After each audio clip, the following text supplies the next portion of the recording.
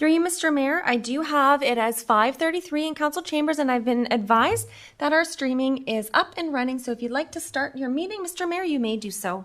Thank you very much, Madam Clerk. I see that all members of council are present. We have members of the SLT, and I wish the viewing public a good evening. First on the agenda is approval of agenda. Madam Clerk. Thank you, Mr. Mayor. I am aware of some amendments to the agenda. The first would be brought forward by Councillor Hahn, and her amendment is that the agenda be amended to move item 17 to move in camera before item 14.4, being the motion regarding the NCDRA. I would be looking for a seconder from the floor. Oh, I see. Mr. Mayor, point of order, Mr. Mayor. Yes, Councillor Olson, your point of order, please. Point of order. I raised this point of order immediately when we start because I believe that there's an item 14.4 which is dealing with the Niagara Central Dorothy Runzling Airport. I note from the minutes of the airport that on November 28, 2019, honorariums were moved and passed for the members of the Airport Commission. I also note that the financial statements from the audited financial statements for December 31st, 2019 has honorariums being paid in both 2018 and 2019. I would suggest that that Councillor Hahn would probably like to consult with the Integrity Commissioner before we proceed with this motion, with this item. Councillor Hahn, any comments?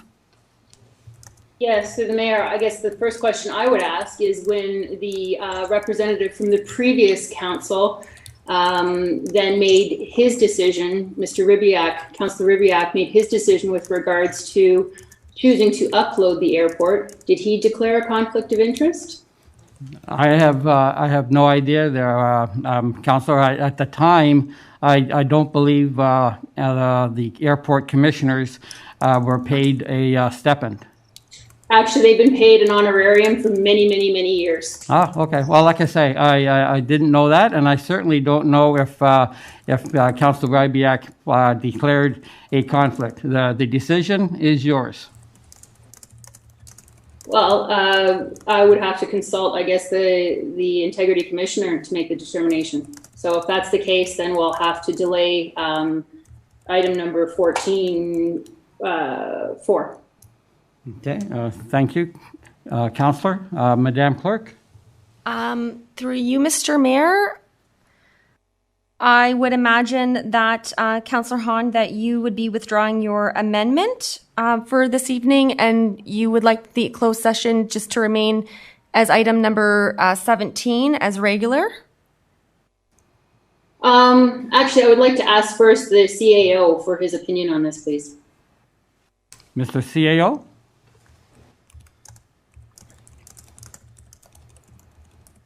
So, staff are clearly not allowed to provide advice on the Municipal Conflict of Interest Act. I would, however, draw a parallel or analogy to any other external board or commission we have and anyone's roles on them. With respect to the receipt of legal advice or previous legal advice on similar fact issues. With respect to more generally how to proceed this evening, there are two ways forward.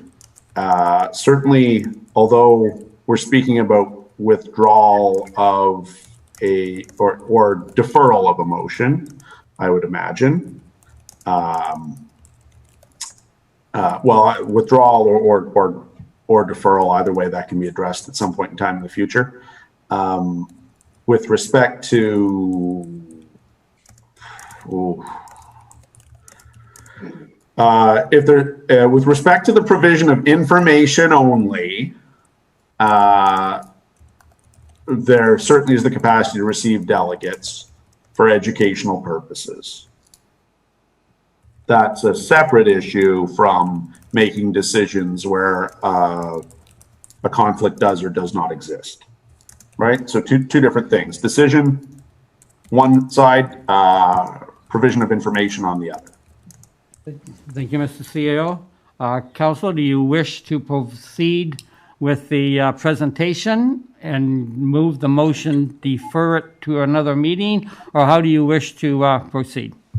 Through the mayor, so I would like, I guess, and I need further clarification because there's 7 members on our Niagara Central Dorothy Wrenchling Airport Commission, all of which get a stipend of $20 or $20-something per meeting for the past, I don't know, like 30-something years.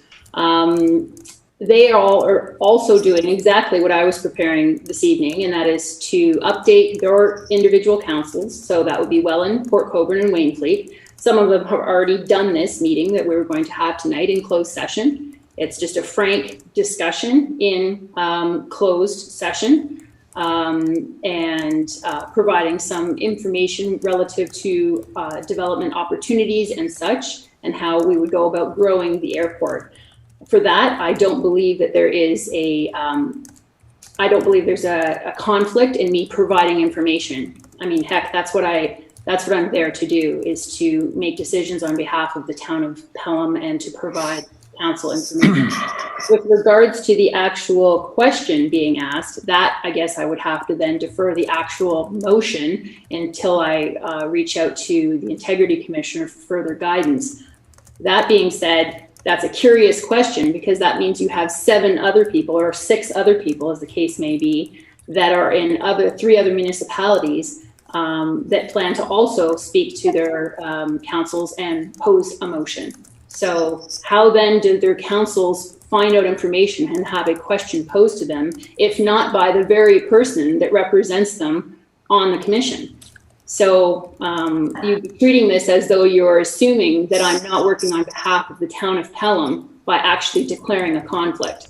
My only goal is to do the work of Pelham and for Pelham taxpayers. So, I mean, certainly Mr. Olson's worked very hard at coming up with this, and I appreciate that. But it's disappointing to know that this is the angle that is being taken. But certainly I'll reach out before I pose the motion. But I do believe we can go into closed session, and we can at least have that closed session meeting this evening and talk about the opportunities. And I don't think there's any harm in having a closed session talking about opportunities. So let's continue with that, please. And I will wait to actually pose the motion that would follow that closed door meeting. Thank you. Okay, thank you, Councillor Hahn. I turn to the clerk. Thank you very much, Mr. Mayor. So the amendment was to move the closed item prior to item 14.4, but as I understand, Councillor Hahn would like to, at this time, withdraw her motion to a later date after she's received some advice from the Integrity Commissioner. And if that's correct, then I would move on to the next amendment that we have on the agenda, which would be put forth by Councillor Olson. And that amendment is that the agenda be amended to move item 14.2, being a motion regarding erosion mitigation, before item 10.2.1, being staff report number 2021-0048, Public Works. I would need a seconder from the floor.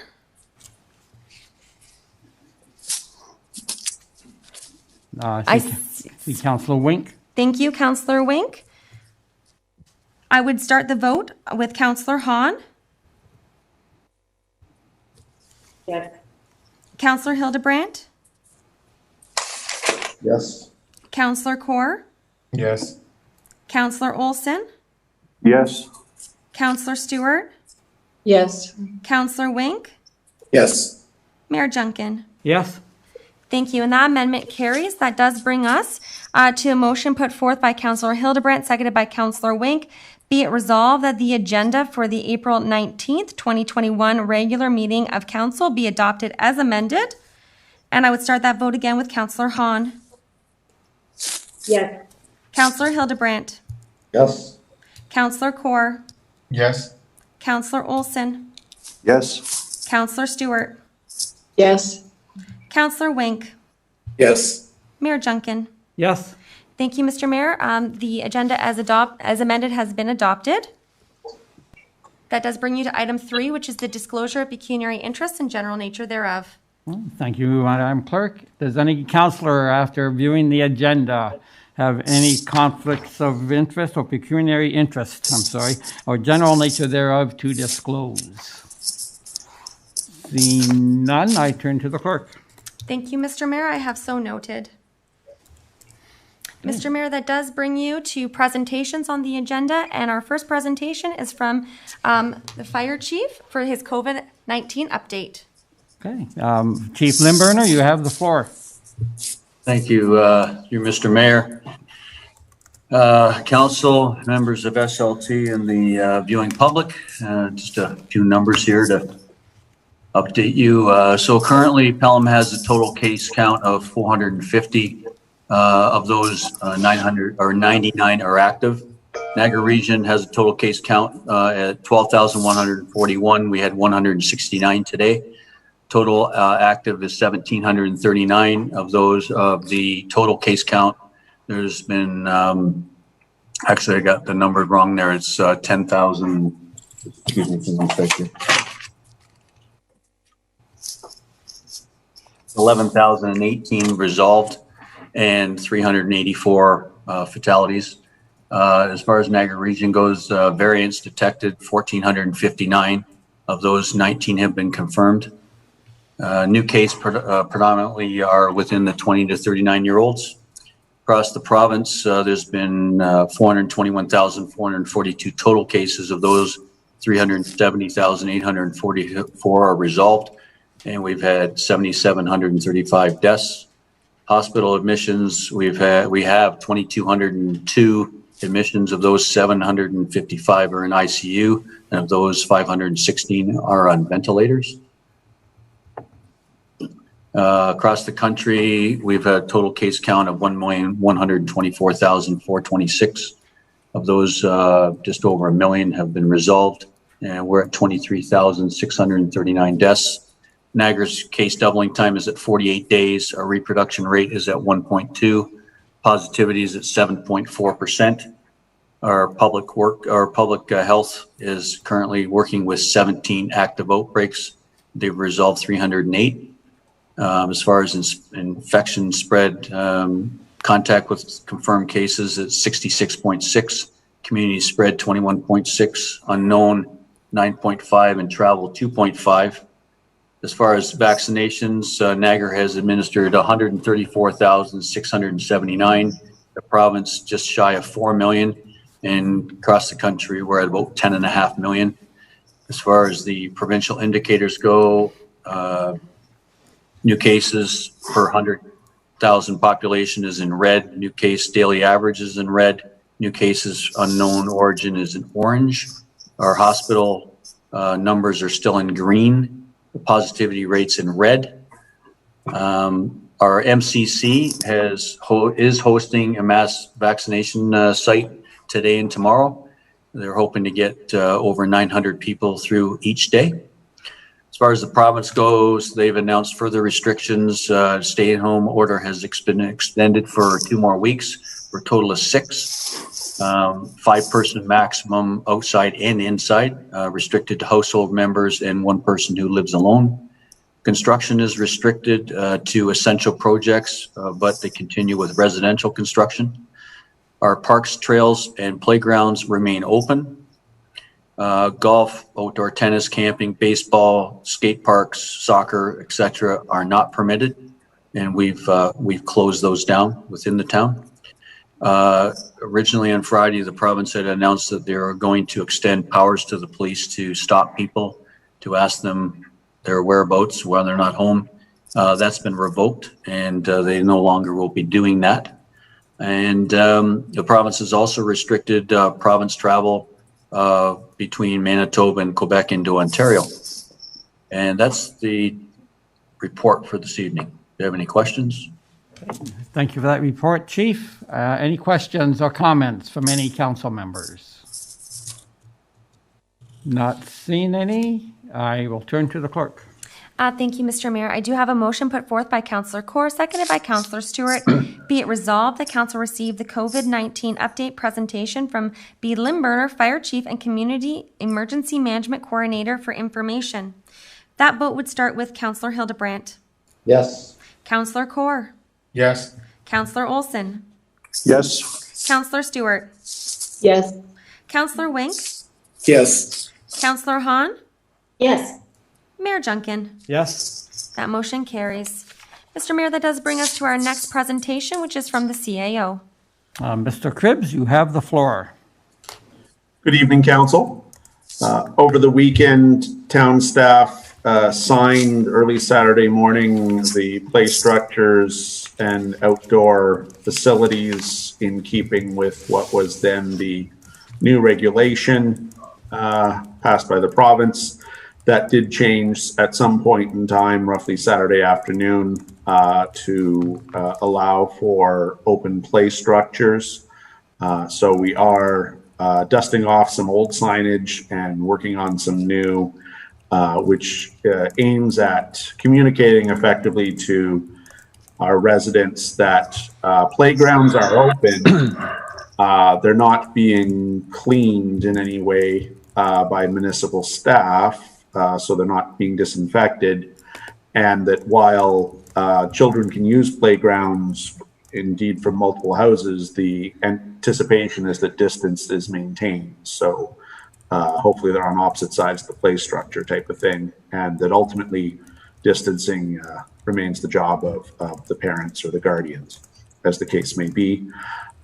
For those wondering, we did receive confirmation that skate parks are excluded from the playgrounds being open order. So we are going to have to keep, unfortunately, the skate park closed. So that's hopefully our signage is clear enough, and certainly we're working on some new to try to parse those nuances in relatively short form.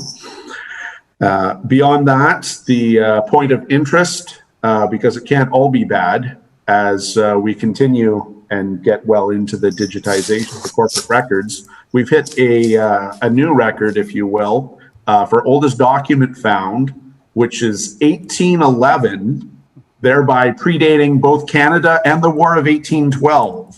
We have a cemetery record from 1811. So I'm really looking forward to seeing at the end of this the oldest and the most beautiful, and what we're going to end up doing with those. But we now have one from 1811. We're extremely confident that literally can't get beat as far as age goes. And for everyone, you ought to feel young, because there's the paperwork from 1811, death and taxes, and it's that document's about both. So there you have it. They predate Canada. My report for the evening. Thank you for that report, Mr. CAO. Any questions or comments up to and including 1811? Okay, not seeing any. I will turn to the clerk. Through you, Mr. Mayor, thank you very much. I do have a motion put forth by Councillor Hahn, seconded by Councillor Stewart. Be it resolved that Council receive the COVID-19 update presentation from D. Cribbs, Chief Administrative Officer, for information. And this vote would begin with Councillor Kaur. Yes. Councillor Olson. Yes.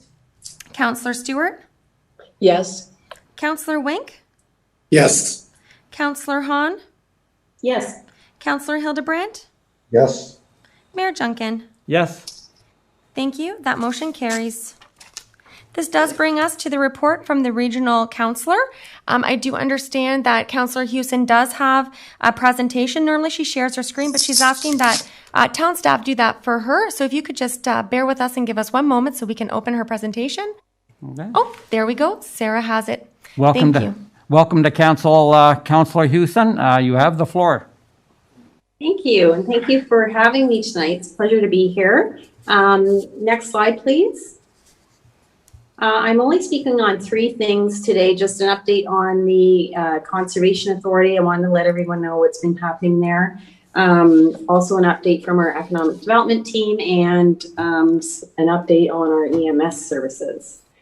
Next slide. Thank you. Okay, so the first thing I wanted to bring to everyone's attention is our restoration program. It's actually a program that I had restored with a motion a few years back because it was slated to be canceled by the Conservation Authority. And it's something that this iteration of the board agreed to restore. Is a bit tongue-in-cheek there. Restore the restoration program. So the restoration program is actually a program that public or nonprofits can tap into funding, and it's meant to foster collaboration on partners in the watershed to protect and restore water quality and the diverse habitats by completing projects that meet the long-term mandate of the NPCA. So as I've mentioned a few of the goals of the program here. It's a great program. Next slide, please. And it can apply to 3 different types of people, being private, public land owners, incorporated non-governmental organizations, and non-incorporated organizations. So as you can see by the different types of projects that have taken place, we had about 3 projects take place in 2019. Another 4 projects took place in 2020. And for 2021, that's actually going to increase, and we're going to have 6 projects take place. So really important program. It's one that we've seen a lot of engagement with. Other municipalities are using this program as well. And it really helps to add to some of the environmental features of our municipality. And I'm happy to see that people are taking advantage of it and using it to restore some of the green areas. Next slide, please. And then further to that, the NPCA is also engaging in developing a strategic plan. They're looking to gather public feedback right now. So I would encourage council as well as members of the public to log into getinvolved.npca.ca. And we're very excited to have a completed strategic plan presented this summer. And I'm happy to share that with council once it's completed. Next slide. Just a development from our economic development team. Throughout the pandemic, they have conducted a number of surveys to our business community to try and assess business impact. They've just launched a 3rd business impact survey, and it's hoping to better understand the impacts of the pandemic on our business community, and also assess what businesses are going to need going into a post-pandemic future. As noted, a final report will be made available publicly. It will tie into the region's also developing a 10-year economic development plan. So we think that all of this data will feed into that and help, hopefully, when we're in a post-pandemic recovery, it'll give us a strong indication of some of the things that we need to focus on and how we can support our business sector as well as our employment sector with the aspect of recovery. Next slide.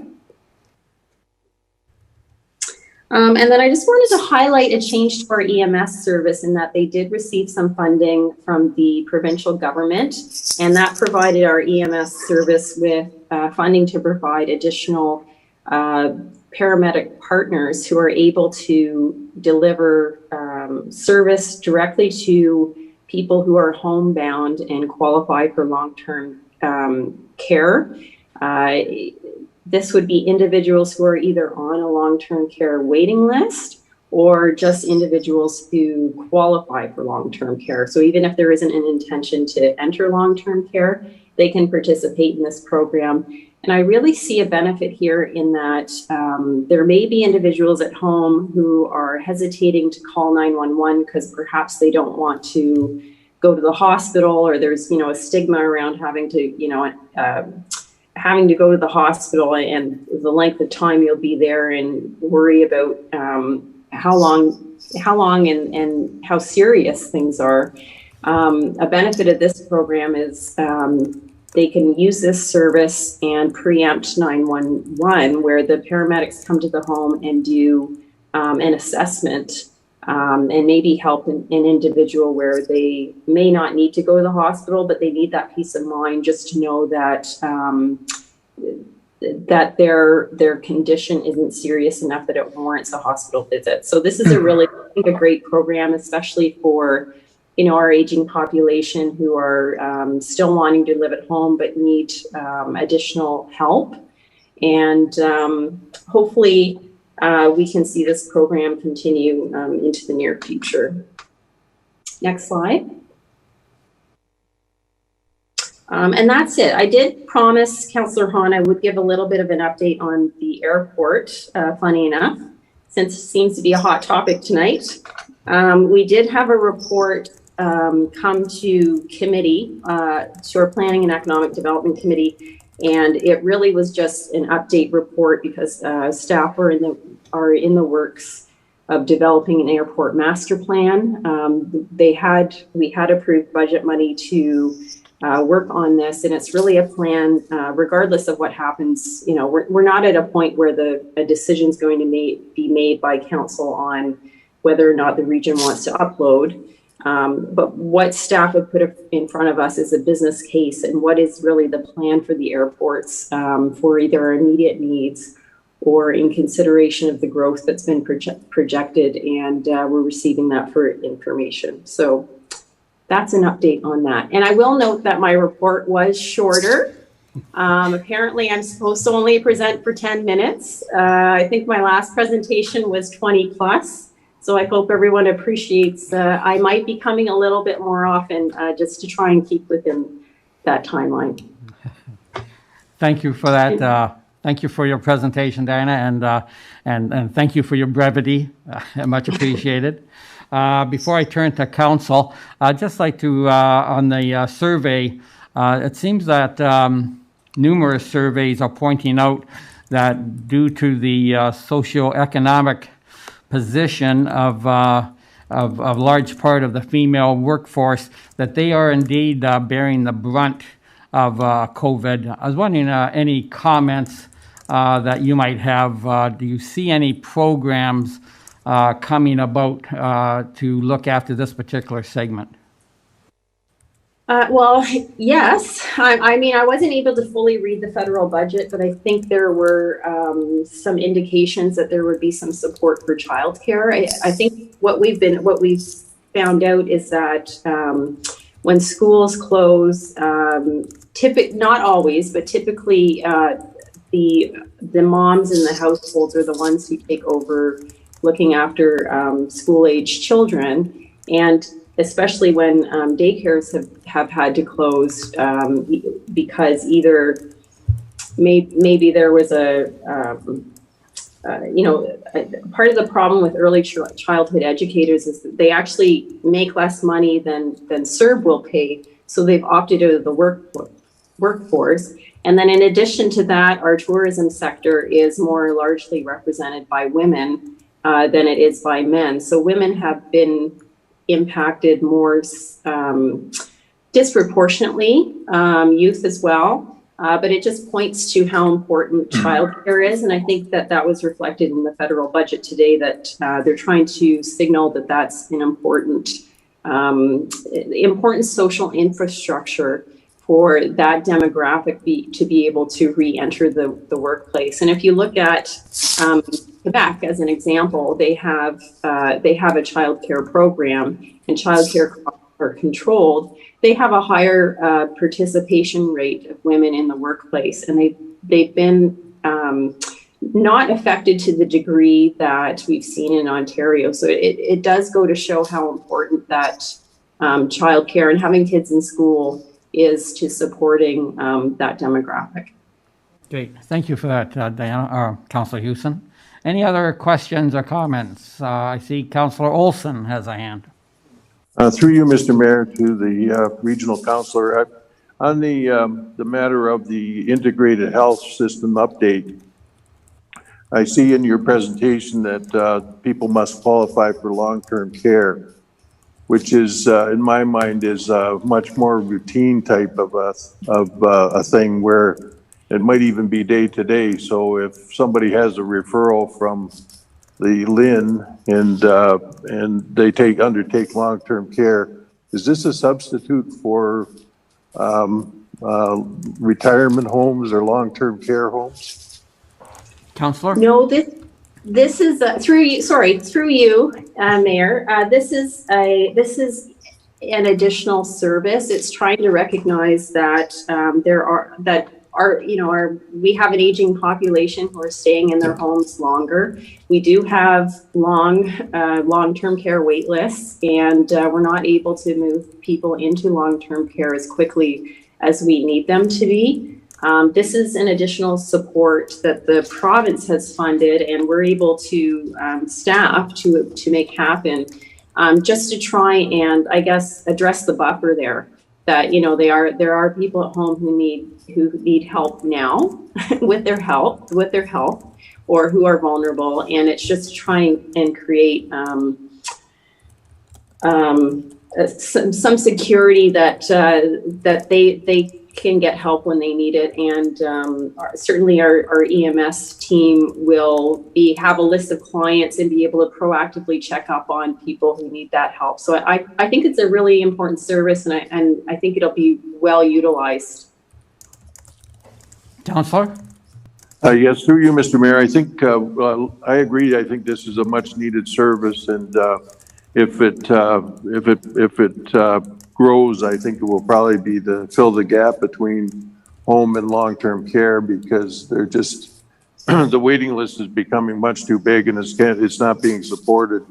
But this will support them, and I think they'll take advantage of it, full advantage of it. Mm-hmm. Okay, thank you. Any other questions or comments? See, Councillor Stewart. Yes, thank you. Through you, Mr. Mayor, to Ms. Hewson.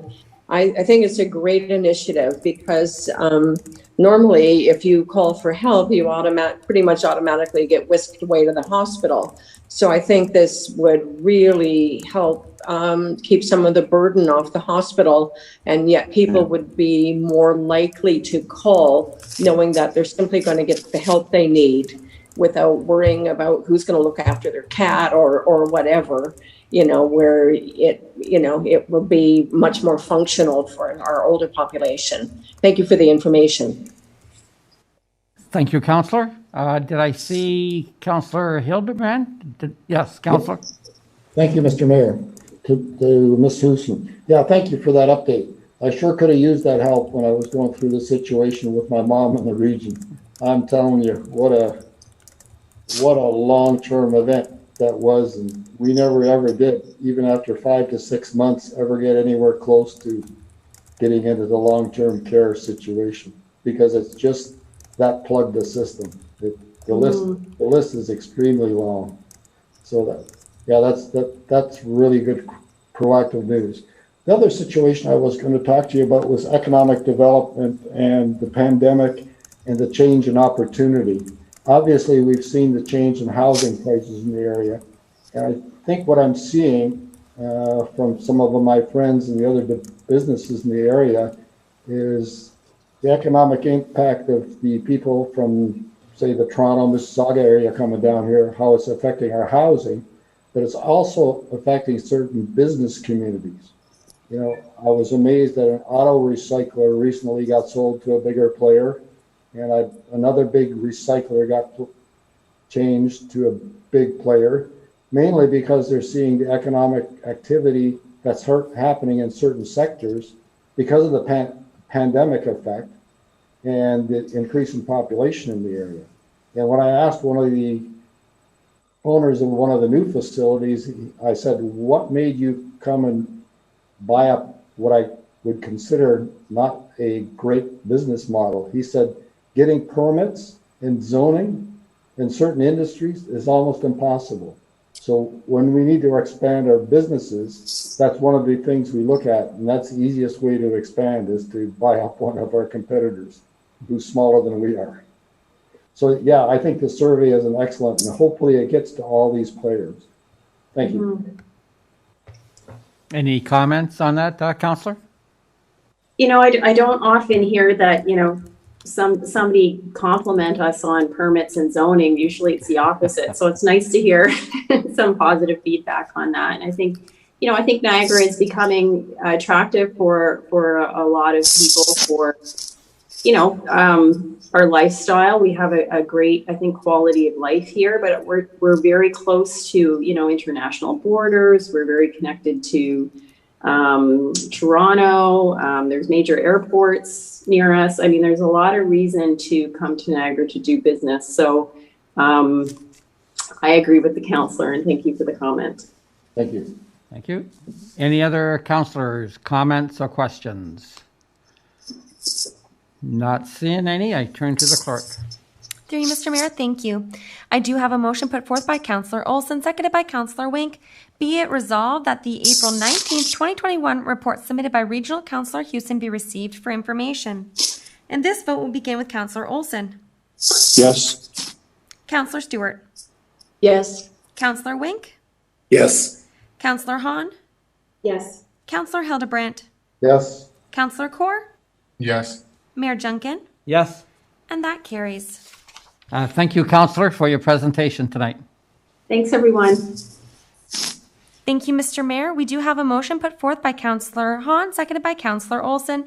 Be it resolved that the minutes be adopted as printed, circulated, and read for 1 SC-06-2021 Special Council Minutes, March 29th, 2021, and 2 C-06/2021 Regular Council Minutes for April 6th, 2021.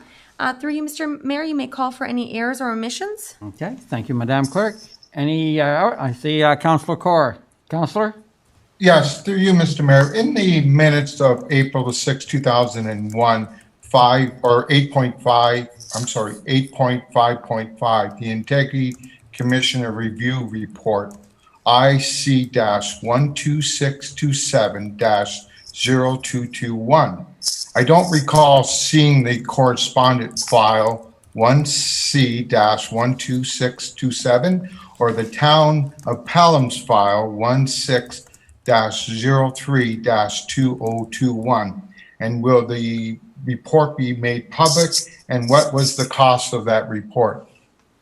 I turn to the CAO.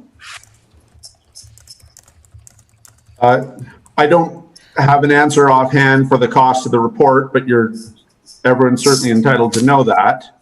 So I'll just undertake to get the answer and provide it to you at the next meeting. So I can't answer this evening, but should be answered for you. Otherwise, that report is intentionally generic. It's all I've read as well. There isn't like a version for staff and a version for the public or elected officials. That's all that we are in possession of. And I think it was meant to be final. If you peruse through it, I mean, it doesn't say a lot self-evidently, but it essentially says there was a report where it found lack of jurisdiction, I guess is how I would phrase that. I'm not expecting anything further on it. Sorry. Councillor? Yeah, through you. So are we going to make it public so other people could read it, and so could we read it also and determine our evaluation? Well, again, that document's what we possess. That's what the Integrity Commissioner provided to us.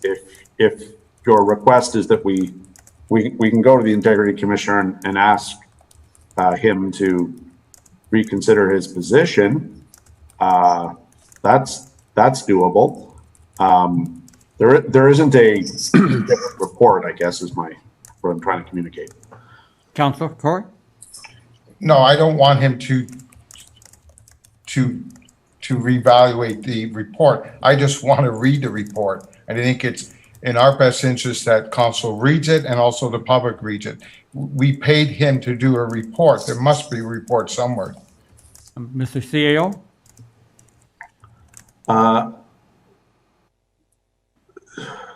So because of I am aware that three reports have been filed with the Integrity Commissioner. So we're waiting for 2 more. This report, I agree, is obviously intentionally vague on details so as to protect the privacy of the complainant, I infer, although I don't say that authoritatively. I say that as inference. So we're anticipating 2 more reports. It's not for me to speculate as to their, we have had reports from this integrity commissioner. We've had 3. We've had this one that's obviously generic. We've had one that was extremely detailed. And then we've had the middle one was sort of a full of explanation, but less analysis because ultimately it found it didn't have jurisdiction. So this is our 3rd. We've seen 2 others that were far lengthier and had more meat on the bones, if you will. No idea what the other 2 will result in, but we anticipate receiving those in due course. Councillor Court? Yes, through you, Mr. Mayor. So the previous 2 were made public and people like myself read it and the citizens of Pelham read it. So are you saying the 3rd document or is related to the other 2? I thought they were 2 separate. No, just that the 3rd is essentially a non-report. There isn't some master report being hidden. This is just what we receive. So we're anticipating 2 other integrity commissioner reports in due course. So that doesn't answer the question. Is it you read something, I didn't read something, and the citizens didn't read I have not read something. To reiterate, there isn't some master secret report that the integrity commissioner doesn't work for staff, it works for the corporation. And the law requires us to put every report from the integrity commissioner on a public agenda. And as you're aware, we're in compliance with that. We do put them on the public agenda. haven't had the report. You put it on the agenda, but we didn't see the report. There is no report. There is Okay, thank you. Okay, thank you. Councillor? Any other questions on the minutes? Councillor Wink? Yes, through you, Mr. Mayor. The 5.1 special council minutes for March 29th, 2021. Councillor Kaur sent regrets, yet item 4 resolution to move in camera indicated Councillor Kaur voting for the resolution. This should be amended to strike his vote. Madam Clerk? Yes, through you, Mr. Mayor. Thank you. I will look into that. I apologize. I do know that we had some e-scribe issues, and I'm wondering if it has to do with that, but I will certainly look into that and make that amendment. Thank you, Councillor. Any other omissions or additions that councillors would like to make to these minutes? Not seeing any, Madam Clerk?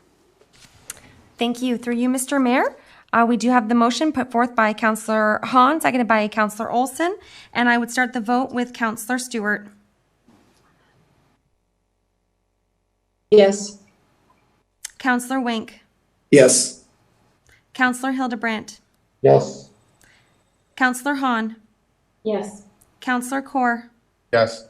Councillor Olson. Yes. Mayor Junkin. Yes. And that motion carries. Through you, Mr. Mayor, this does bring us to item 7. This is the items where council can lift items from the consent agenda if they wish to amend the resolution which has been presented. If councilors simply want to comment on the items, they're not required to lift them. Members of council, if there are any items that you wish to lift, please do advise. Council members, any items to be lifted? Not seeing any, Madam Clerk? Thank you. I do have a motion put forth by Councillor Stewart, seconded by Councillor Wink. Be it resolved that the consent agenda items as listed on the April 19th, 2021 council agenda be received and the recommendations contained therein be approved as applicable. Prior to calling for the vote, I would just look to see if council members have any comments they wish to make or if I can proceed to the vote.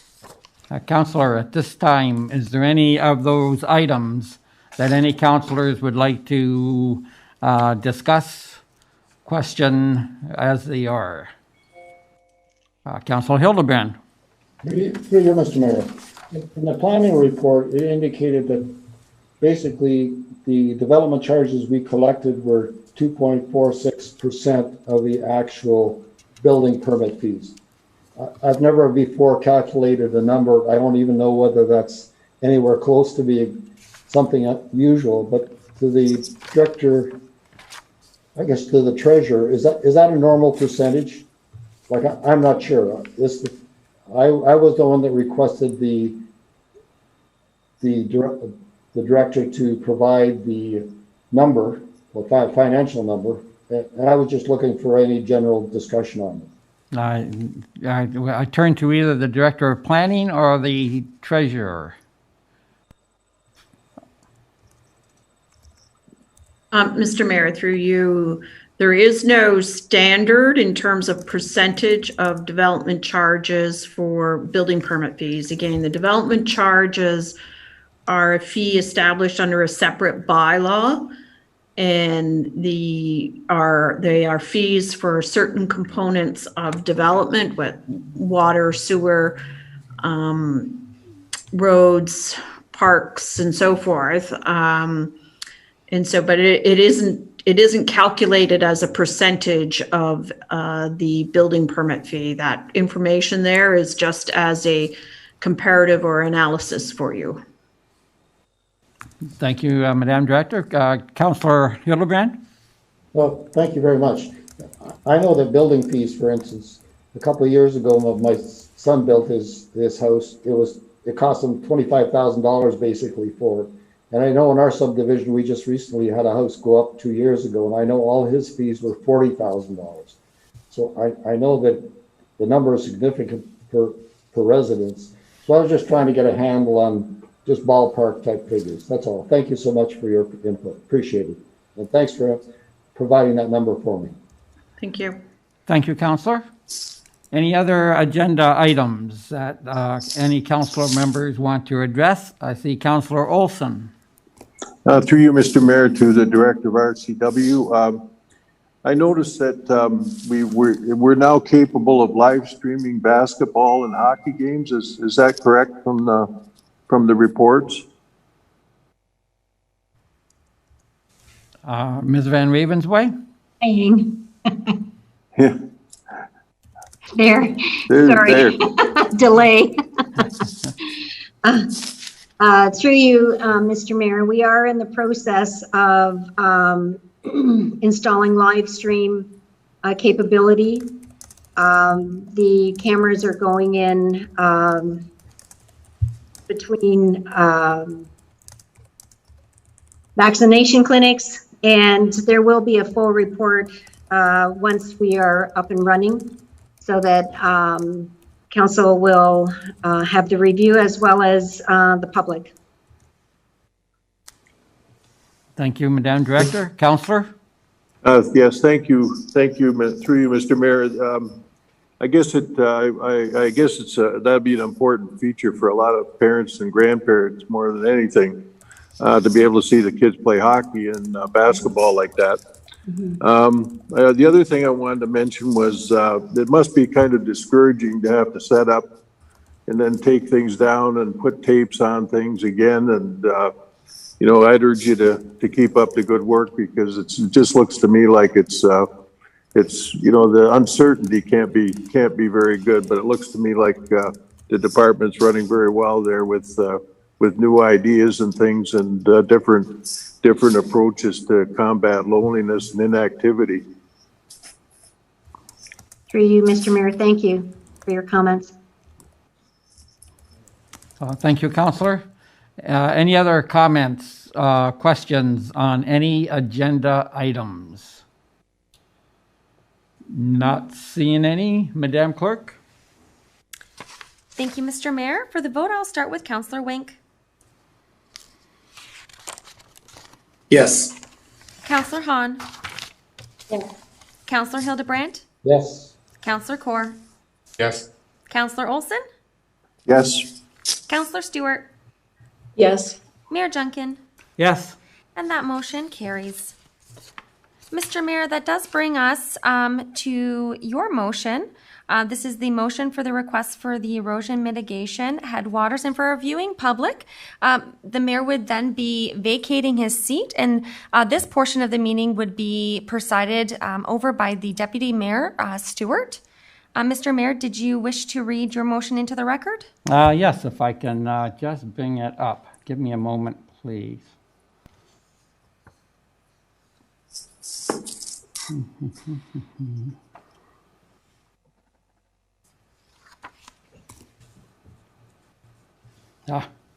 My silly thing.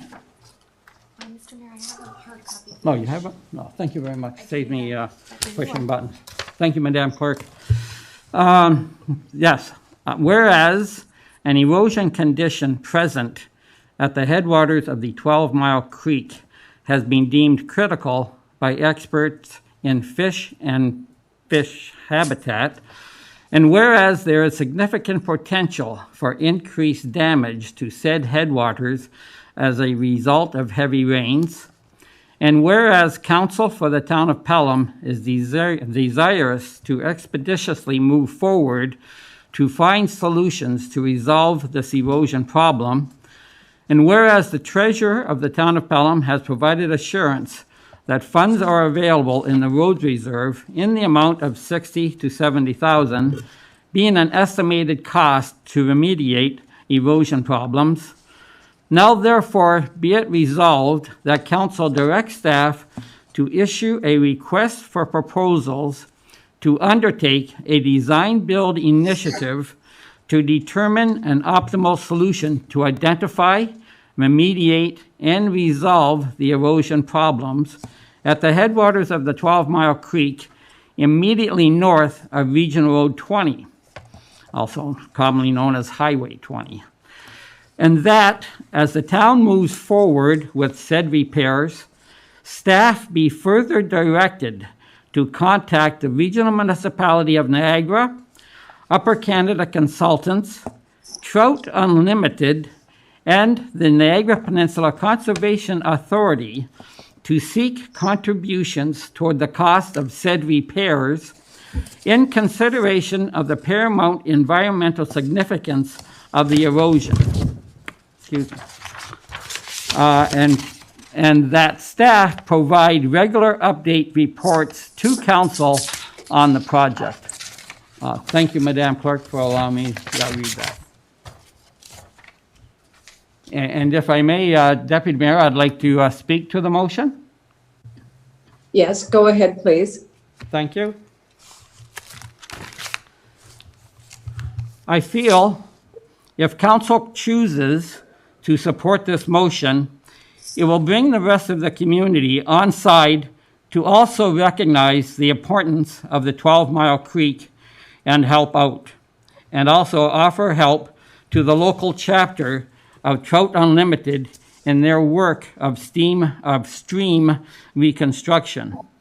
It is not my or nor Councillor Olson's meaning to look back, but to look ahead with this project to protect the stream's fish habitat and its general well-being. In talking with staff, a big concern was that most of this work will be happening on private land, the owners being Pelham Cares and Fonthill Lions. With the great projects these two organizations have carried out in our community over the last decades, I believe that residents will be behind this project 100%. I now ask the seconder for his thoughts on the project. Thank you, Deputy Mayor. Thank you. Yes, go ahead, Councillor Olson. Through you, Madam Deputy Mayor. Yes, this is one of the last natural habitat for the brook trout, which relies upon a water temperature of something in the order of 18 degrees Celsius. Anything beyond that, the fish are stressed and they don't survive. And the other thing that they're faced with is the erosion, which covers the gravel breeding beds, which are called reds, and they're located in the 12-mile creek. So we're threatening not only their lives because of the heat, but also because of the erosion which builds up on the gravel beds.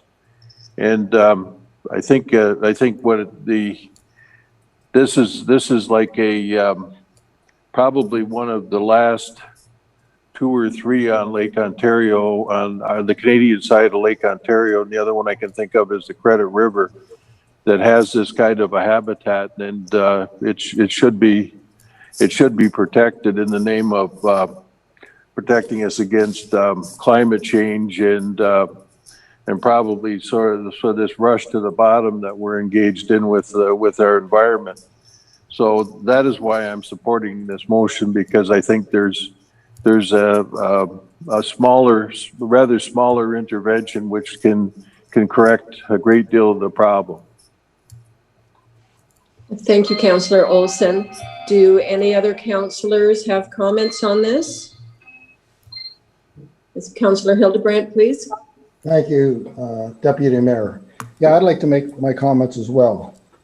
After reading through 334 pages of reports, an 11-page summary, basically all the engineering reports, which are from the town of Pelham Public Works, UCC, NPCA, Ministry of Environment, and WSP, they're telling us that everything is working as designed, but we can see that there is erosion occurring on private property that's not acceptable.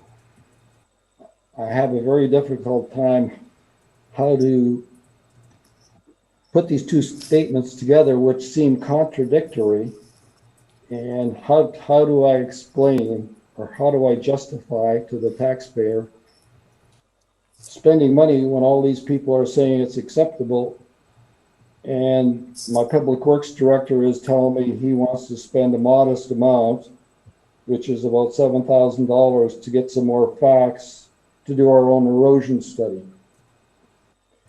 So it's a very difficult position for me, because me being an engineer as well, I got all these other engineers, and the report done by the Public Works Department has engineers from UCC, WSP, Niagara Regional Transportation and Engineering, Niagara Regional Planning, and Pelham Planning, and I've also talked to the region myself on the issue, and NPCA as well.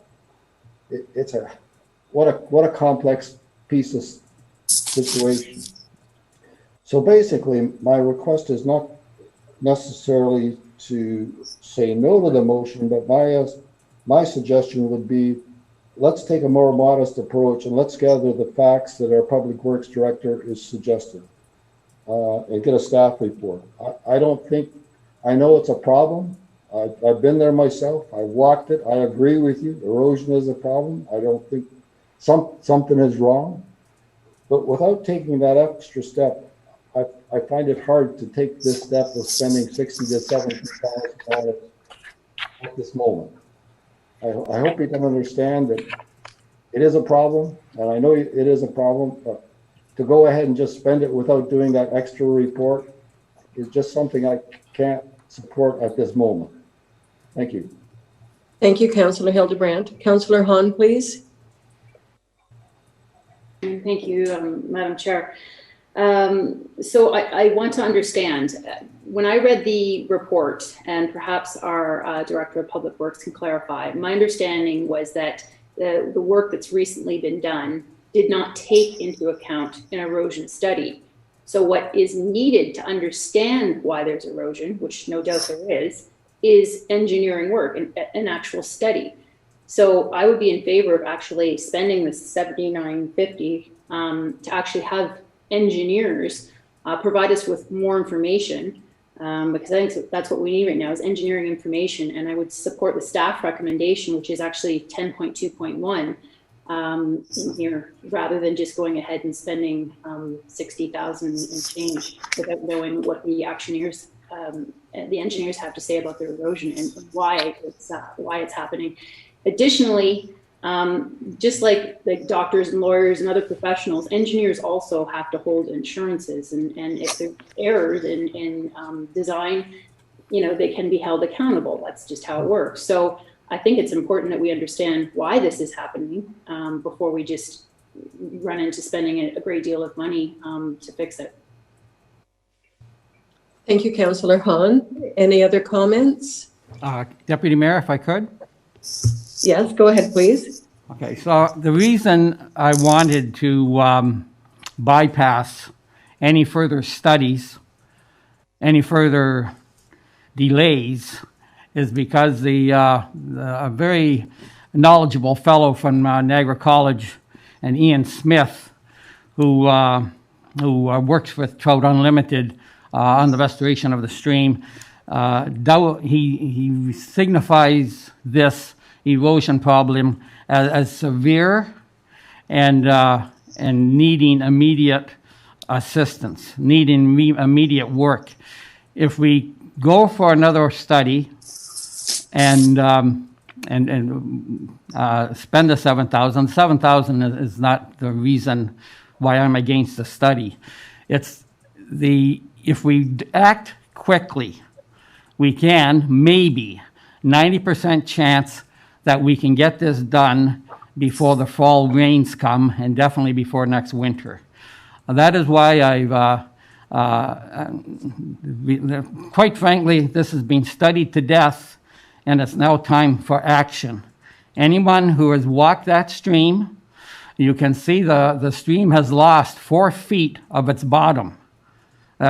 It doesn't take, I know if that was on my land, my own private land, I would be getting a bulldozer in and making some drastic changes and seeding things down, because once erosion starts, especially in these soils, it will continue at an accelerated pace. So I can appreciate councillors wanting a study. It's definitely not the lack of the study. All you have to do is walk down there, and I know Councillor Hildebrand, you can see the tremendous erosion. That soil has gone someplace. It hasn't gone now in the backyard. It's gone further downstream, and it is ruining fish habitat. We can stay here and debate and have another study, and the next time we get a 2 or 3 inch rain, another 300 or 400 tons of soil is going to be washing down the creek. So those are my reasons for bringing this motion forward. I've talked to Trout Unlimited. I've talked to Ian Smith. He would take it to the Department of Fisheries, that it's an emergency repair, and something that usually takes 3 or 4 months. He's pretty confident we could get it done by the fall. But if we've taken time to do another study, then all of a sudden we're back to next spring. And if we get heavy rains, which seems to be the norm anymore, then the job becomes more expensive, and the creek suffers further damage. So those are my reasons for bringing the motion together forward right now. Thank you. Thank you, Mr. Mayor. Councillor Wink, please. Yes, for you, Deputy Mayor. Mr. Mayor, you suggest that 60,000 to 70,000 be set aside for remediation. How did you come up with that number? Thank you for that question. That was through, again, consultation with Ian Smith, who does projects all through the province. Just finished a big one in Sudbury. He's now doing one in Manitoba, and he just did one in North St. Catharines. So, and he's walked that stream. He knows the condition that it's in, and he was actually, he was quite certain that it would be under that amount. He said that as a ceiling would be the absolute most. It could very well be under that. Thank you. Thank you. Thank you, Mr. Mayor. Councillor Hahn, please. Thank you, Madam Deputy Chair. Mayor, yeah, the question is for the Public Works Director. So with regards to the timing, so obviously you reached out to the existing consultant in order to get the number of 7950 for an erosion study. I'm guessing you've also had some discussion as to regards to the timing on how long that would take, and what was the response? Hey, Mr. Mayor. I haven't actually talked to the consultant regarding the schedule, but I do know that the plan of attack would be to send in a surveying crew. They take measurements every meter along the creek, along the outfall, and then they will plot that using GPS. They will plot that against the previous erosion surveys that they've completed. So it really is just an exercise in surveying and overlaying the maps that they've already completed as part of previous work. So my estimate would be that that would take no more than a couple months' time to be completed. So in theory then, their work could be done in a couple months, and then the work resulting from that could be done, and it could be done in theory before the end of the fall. With respect to, through you, Mr. Mayor, with respect to the schedule for work, because you're working in a sensitive body of water, there are working restrictions when you do that type of work within the water course. Normally, you're restricted from doing work prior to July 1st. So usually between March and July is the spawning season, and that's usually when you're permitted from working in the waterway itself. So that's why normally projects like this would start after July 1st. In most cases, there's usually not a restriction that limits you from working into the fall on a project. I haven't done the legwork to find out if there's actually going to be a further restriction, such as we're experiencing at Sulphur Springs Road, where we're doing the repair.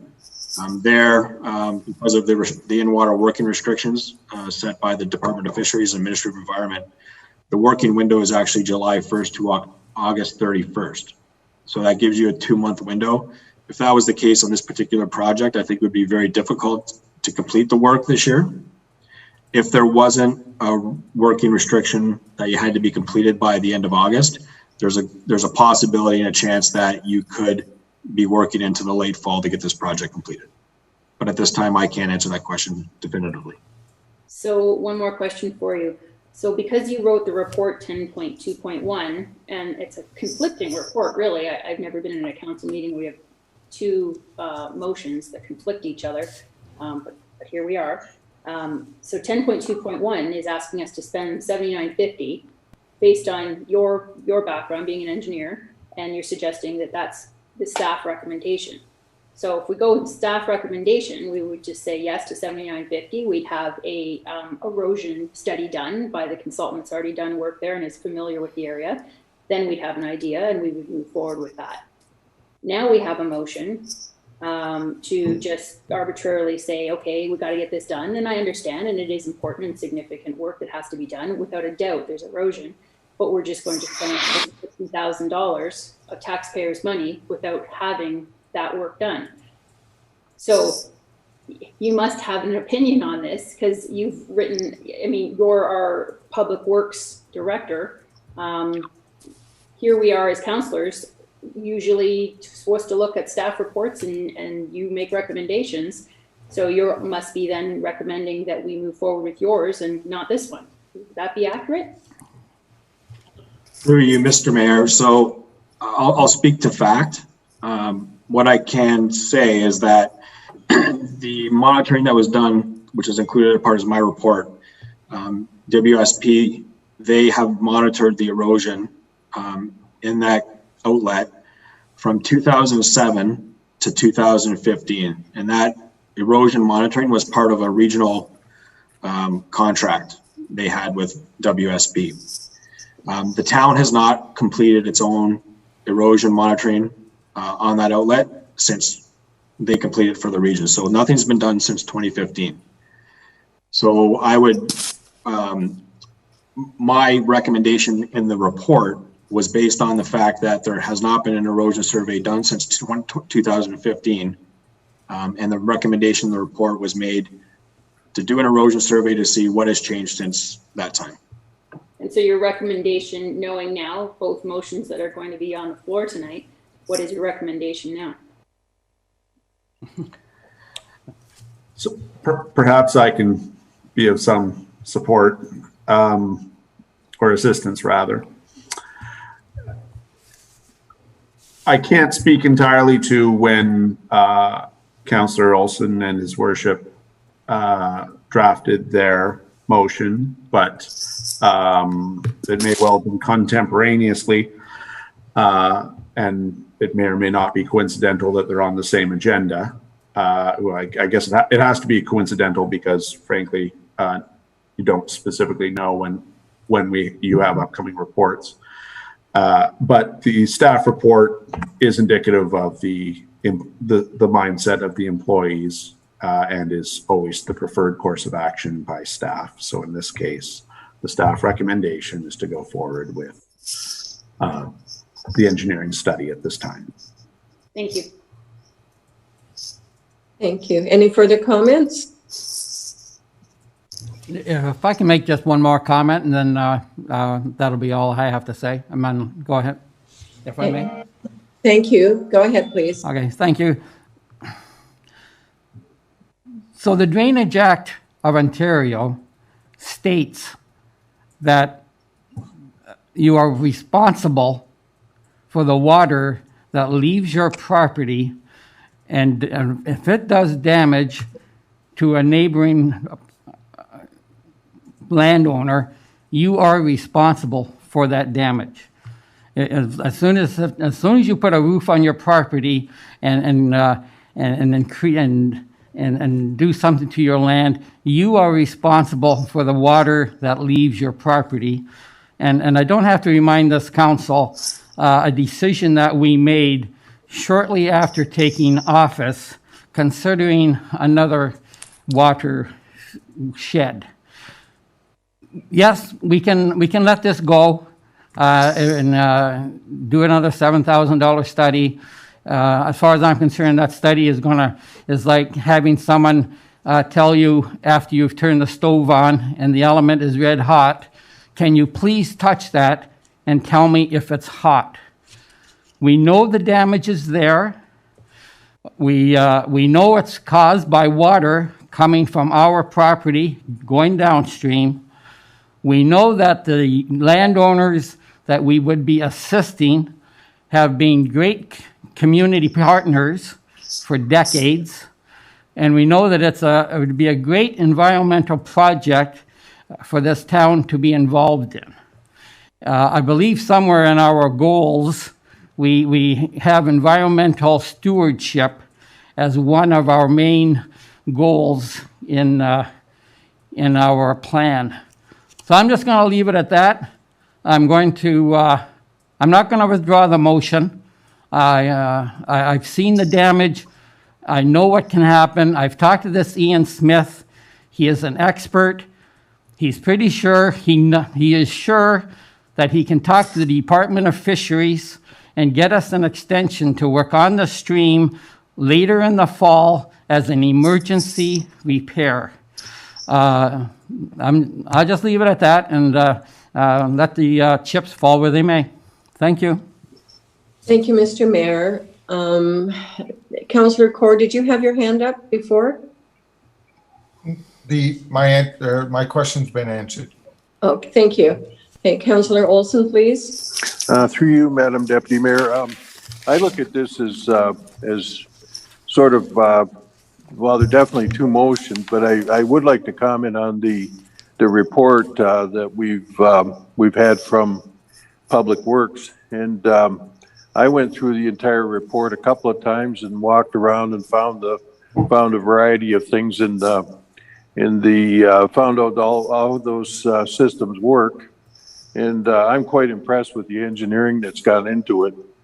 And I'm also very impressed with the results we've got out of it, because the stormwater management pond is working.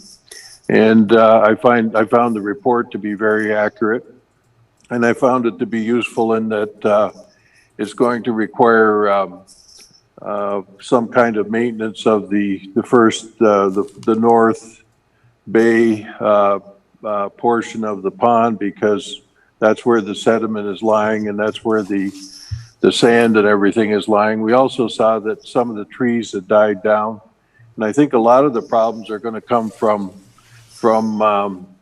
the maturity of the trees and that are planted in there and the replacement of them. And there was some maintenance suggestions and requirements, and I think those are important. And it also showed the selection process they went through to develop the plan for controlling the stormwater management. But I also think that there is a strong issue with the erosion and what it's doing to various pieces of land downstream, and what it's doing to the fish habitat. And I think it does require an emergency response to that, and that's why I'm in support of the motion, and the other motion for that matter. Thank you, Councillor Olson. Councillor Hahn? Mayor, so what I heard a little bit ago was that everything's working fine. So if everything's working fine, we wouldn't have an erosion issue. So somehow, somewhere, something is failing in order to be taking so much. And without a doubt, I've seen the photos and it's terrible. There is a serious problem and it needs to be rectified. My dilemma is I just have a hard time going ahead and saying, quick, let's fix it.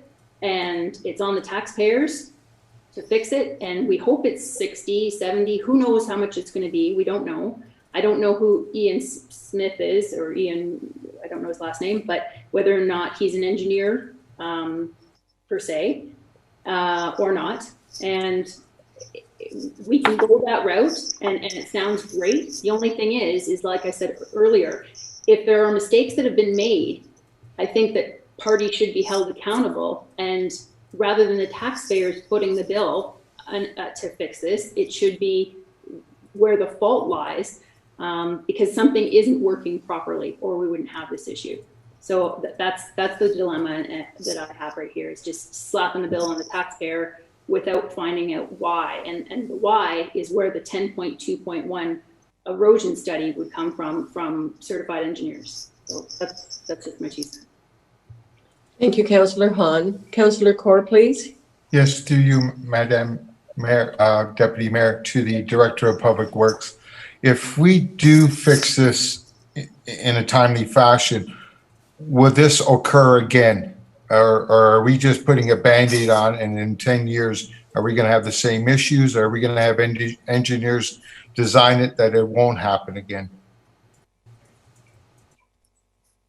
Hey, Mr. Mayor, if the outlet and downstream of the outlet was rehabilitated and engineered properly, then most likely the erosion issue would be solved in the area where you've done the repair and made the modifications. Thank you. Thank you. Councillor Hildebrandt, please. Through you. There's been so many engineers involved in this project so far, and we know we still have major erosion issues. I know Mr. Smith, all on his, that he's going to design it and it'll be right. I just have such a hard time. That's the difficulty I'm facing, because obviously we've had several engineering companies and several engineers do their best, and it hasn't come out right. So saying that Mr. Smith's going to do it right, to me, I guess I'm more conservative, and we'll go through the study first. And I just like the Public Works Director to comment on the $60,000 to $70,000, because I know that all of our projects to date on stormwater ponds don't seem to be of that magnitude. So maybe you can comment on that magnitude expenditure. Of course, through you, Mr. Mayor. So engineering staff have not gone through the process of looking at the outlet, determining what course of action or treatment would be required to stabilize the erosion. One thing I would like to say is that the reason the recommendation was made to continue with erosion survey was the fact that we haven't had any data since 2015. So the only data that we have was measured data by the same consultant for the Niagara region between 2007 and 2015. And the results of the erosion surveys over those years was that there was less than a half a meter of erosion and accretion through that stretch. So what that tells us is there is erosion that's happening. The first erosion studies were completed prior to any development, prior to reconstruction of Highway 20. So there has been erosion happening on this tributary for some time, and at least since 2007. And the erosion and accretion shows to be about half a meter. When you go down, I share the councillor's sentiments. When you go down and take a look at it, there is some severe erosion happening. So that's not debatable. There is an erosion issue. With respect to the function of the pond, it shows through my report and also through the engineering documents that support my report that the flows that are coming from the pond have been reduced from what was previously in that tributary based on the measurements that they've taken between 2007 and 2018. I wanted to mention that piece and the recommendation for an erosion survey. It will not give us a method or a course of action to rehabilitate. What it will give us is information on how much erosion has taken place, what the extents are, where the limits of the project would need to be. This ties into the cost component because at this point in time, I would be unsure of where the start and finish line is with respect to the erosion reinstatement and repair works. Based on a recent outlet that we tendered, the Station Street Storm Pond, which is also a tributary to the headwaters of the 12 Mile Creek, we're in the process of completing the project. Engineering and construction fees for that assignment are about $160,000, and we're rehabilitating about 20 meters of tributary. Now, that being said, the access is quite a bit more difficult in that area, and the erosion is quite a bit more severe. There's a major erosion on that outlet of that pond. So with respect to the $60,000 to $70,000, until we know the exact extents of the work to be done and the limits, it's hard to put a number on that. But based on previous recent construction data, we're looking at about $7,000, $6,000 to $7,000 per lineal meter of cost for rehabilitation work. Deputy, Thank you, Mr. Mark. Deputy Clerk, if I may, I said I wasn't going to talk again, but everyone else is having a shot at the cat. If you could be so kind, I'd like to talk again. Yes, go ahead, Mr. Mayor. Thank you very much. To answer Councillor Hildebrand's one concern about the engineer, no, Ian is not an engineer as such. He is a stream. He knows how to take energy out of a stream. The public works director knows his correct title. It is. I would say it's better than an engineer when it comes to stream modifications. But on top of that, I have done an excessive amount of homework on this stream, and I do know for a fact that there's the same engineering company that is working on the Lathrop property and decommissioning those ponds is also plans on being involved. When the RFP goes out on this, they will be lending their expertise on engineering. They're not contractors, But again, because it's related to Trout Unlimited being involved, this engineering firm has made a commitment to help on this project. So it will be an engineered design build, and that's all I'd like to say. Thank you. Thank you for that, Mr. Mayor. Any further comments? Okay, I guess it's my turn. I can't support this motion at this time. I'm sure down the road, after we've had the erosion study and a more accurate amount of what the cost would be, I would be happy to support the remediation. As the mayor, not in the last time he spoke, but the time before, he said that Mr. Smith would likely be able to get us permission to have an extension to work into the fall. So that being said, I think it would be in our best interest to accept the staff report, get the erosion study done, and follow that with an RFP for having the work done later this year. Thank you. If there's no further comments, can the clerk call the vote, please? Thank you, Madam Deputy. Again, this is put forth by the Mayor, Mayor Junkin, and seconded by Councillor Olson. For the vote on this, I will begin with Councillor Hahn. No. Councillor Hildebrandt. No. Councillor Kaur. Yes. Councillor Olson. Yes. Councillor Stewart. No. Councillor Wink.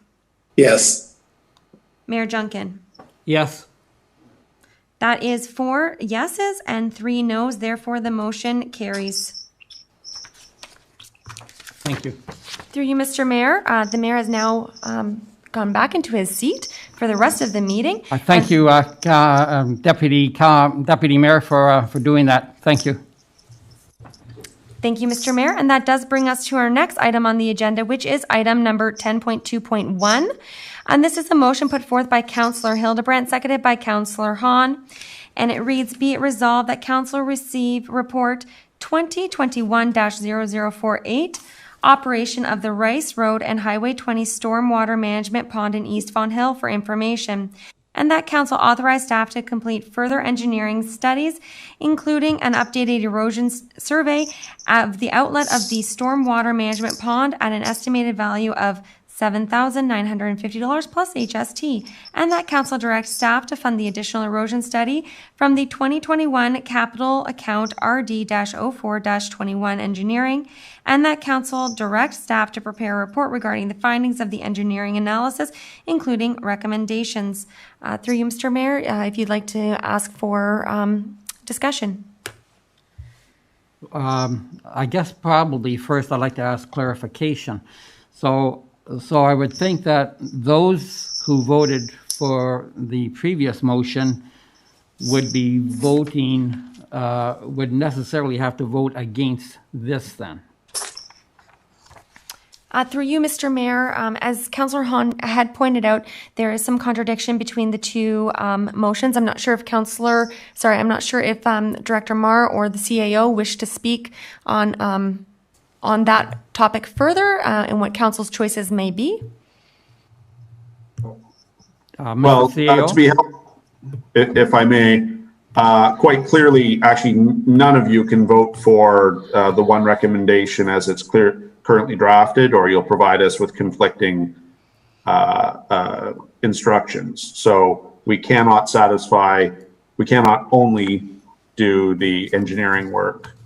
They're at cross purposes. So my suggestion is that you look at the balance of the report. You certainly want to receive it, self-evidently. If there's anything else you wish to do, obviously you have that power and capacity, but at a minimum, you need to receive the report. And that, in fact, if you're satisfied receiving it, that would end it there.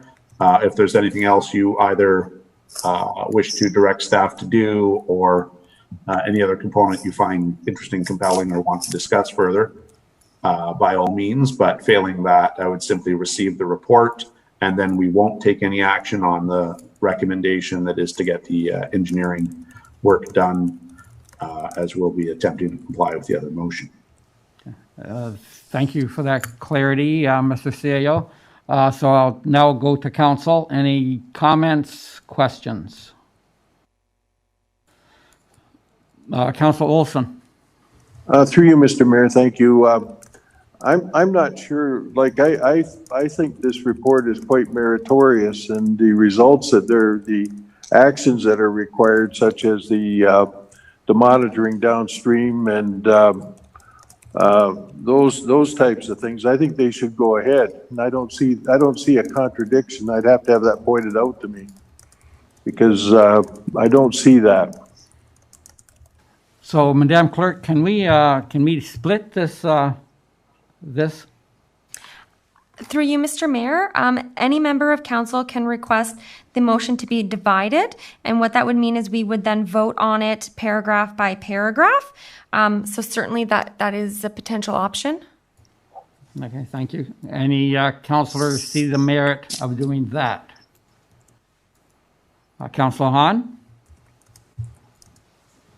Mayor, so again, I'd like to understand if this report for $7,950 is going to be used by the motion that was just passed to rectify that area of erosion, then it would make sense to continue on and go down that road and use that money. It's money well spent. If this Ian fellow is not going to be using that information and is going to be using his own or others, then it would be $7,950 not well spent. So I need some clarification on this, please. Well, from my point of view, and then I'll turn it over to the either the CAO or the reason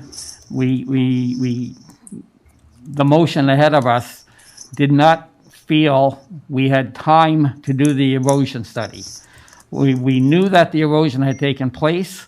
We know that it's serious, and if it wasn't caused by the water from the town, then I don't know what caused it, because there was no mark of UFOs landing there. So whatever.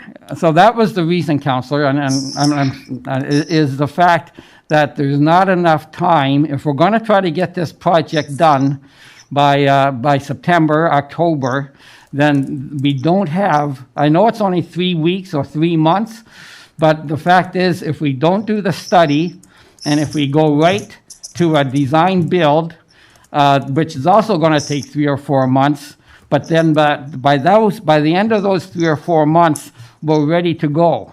Whereas if we go with the erosion study, it'll be 3 or 4 months with the erosion study. Then we have to put the design build out, and then we're probably into November, December, and it's not going to get done. That was the only reason that I personally and Ian and Trout Unlimited want to act now as opposed to do this study. It's 3 months that would kill this year. That's basically what happens. Yes, Councillor Hahn? Okay, so further to that, so what I'm hearing, correct me if I'm wrong, is based on the timing, which I fully understand, and I understand that this is imperative. I get that. I fully support this. However, I don't want to be spending money on a study for $7,900 if we're going to start doing work before the study's done, because that's what I'm hearing more or less, is that by the time the study's done, we'll already have, shovels in the ground, so to speak, which would mean that this would be a silly waste of money, because we're already rectifying it without engineering study results. So if that's the case, I can't vote for this, because it would be spending money on something that we wouldn't actually be utilizing. If there's a difference of opinion, perhaps the Public Works Director can provide me some clarity. That would be appreciated. I'm sorry. Jason, please. Through you, Mr. Mayor. So the way I read it, the motion that was passed direct staff to issue a request for proposal. So in accordance with our procurement policy, that will be a document that engineering staff prepare that will go out for tender to a design build contractor. So the timing on that, staff would probably need approximately 1 month to get a document put out for a design build. We have a 3-week procurement period minimum for tenders and RFPs. So in reality, to get a contract out, the soonest we could do that would probably be 2 months from today. With respect to an RFP, the motion doesn't give any direction as to what the scope or what the limits are. So I'm trying to determine where we would draw, like where would we set the limits for this project? Because that's going to have significant cost impacts. And, so I'm no. Sorry, to answer the councillor's question, I believe that if we go to a design build approach directly and issue an RFP, that will be something that is written into the tender, is that the design build contractor will retain an engineer to complete a design, which would most likely include a topographical survey and of the area, so that you can see what the erosion that has taken place, what's happened over the last 5 years. So in essence, I think if we go to design build approach, then that would be a duplication. Just before we go back to Councillor Hahn, the extent of the work guesstimated was from the north side of Highway 20 to the end of the land owned by Fond Hill Lions. Fond Hill Lions would be the cutoff point, and that's what the guesstimate was for. Thank you. Councillor Hahn, back to you. Thank you, Mr. Mayor. Yeah, the scope, without having a scope of work, without knowing what the exclusions are, and then making a decision, and then learning what we might be duplicating work that somebody else is going to get. So we don't have time to get it in time, but somebody else is going to have to get it in time. That's kind of what I'm hearing here. So we don't have time to get this study done and still get a contractor on ground, but we get a contractor on ground who's going to have to get this information, and somehow he would get it done in time. That doesn't make any sense to me. But yeah, this has to be thought out much better than it is. There's no scope of work. There's no exclusions. I don't know how you can tender something with this many unknowns. There's too many unknowns here. Well, as I just stated, and I had this talk with Public Works this afternoon, so I'm quite surprised he doesn't remember this, but we decided that the scope of work was November from Highway 20 to the boundary line of Lions. That was the scope of work.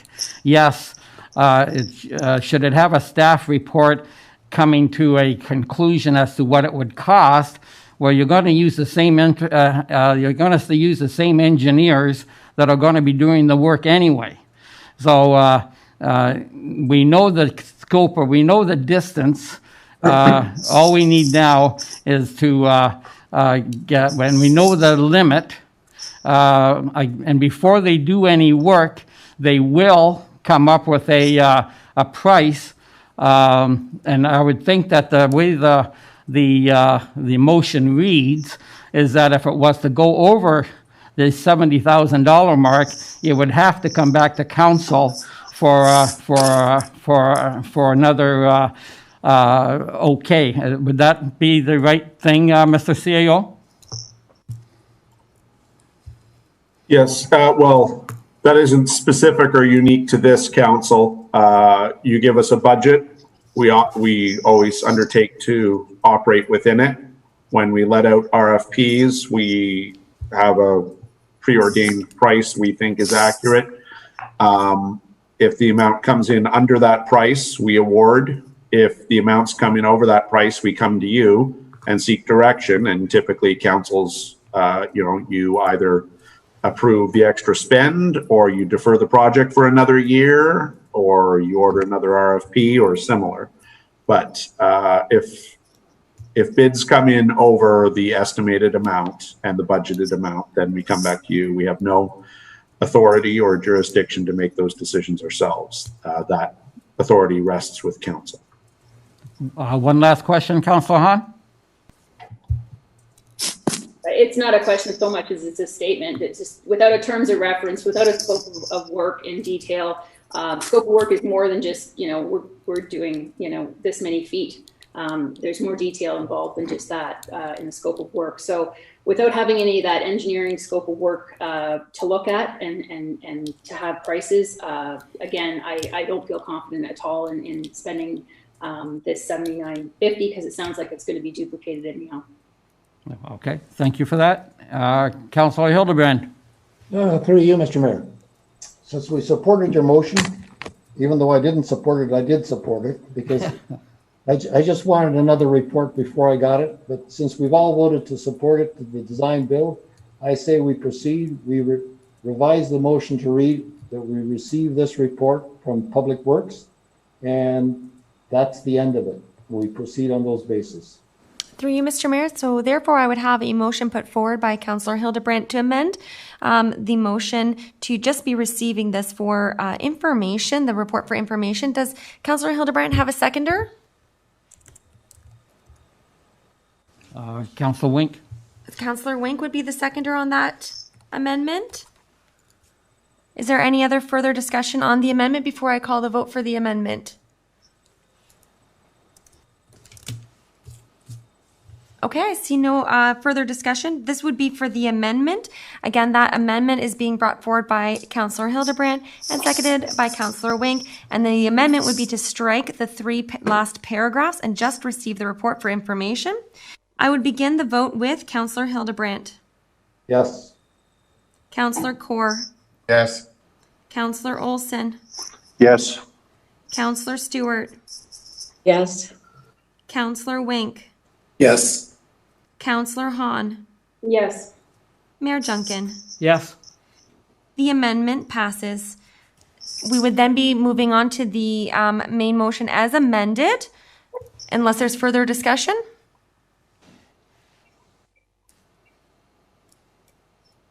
I see no further discussion, and therefore I would call for the vote as the motion as amended. And again, that is just to receive the report for information.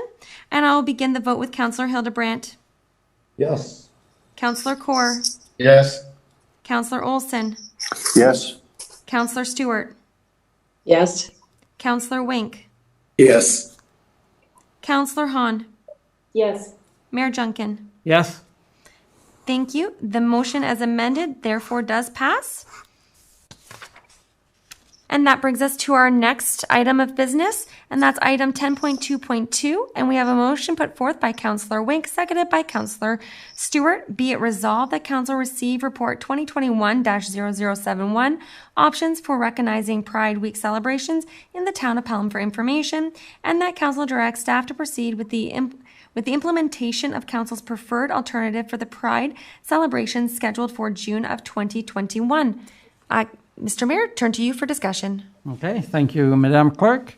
I assume all councillors have read the report. Is there comments, questions regarding this event? Councillor Hildebrand. Through you, Mr. Mayor. I might as well start this off, since I'm the supreme conservative of the group, perceived conservative of the group. Therefore, I'm not going to spend any money we don't have the budget for, so we're raising the flag on a flagpole that we purposely installed for such an occasion. Okay. Thank you for that, Councillor Hildebrand.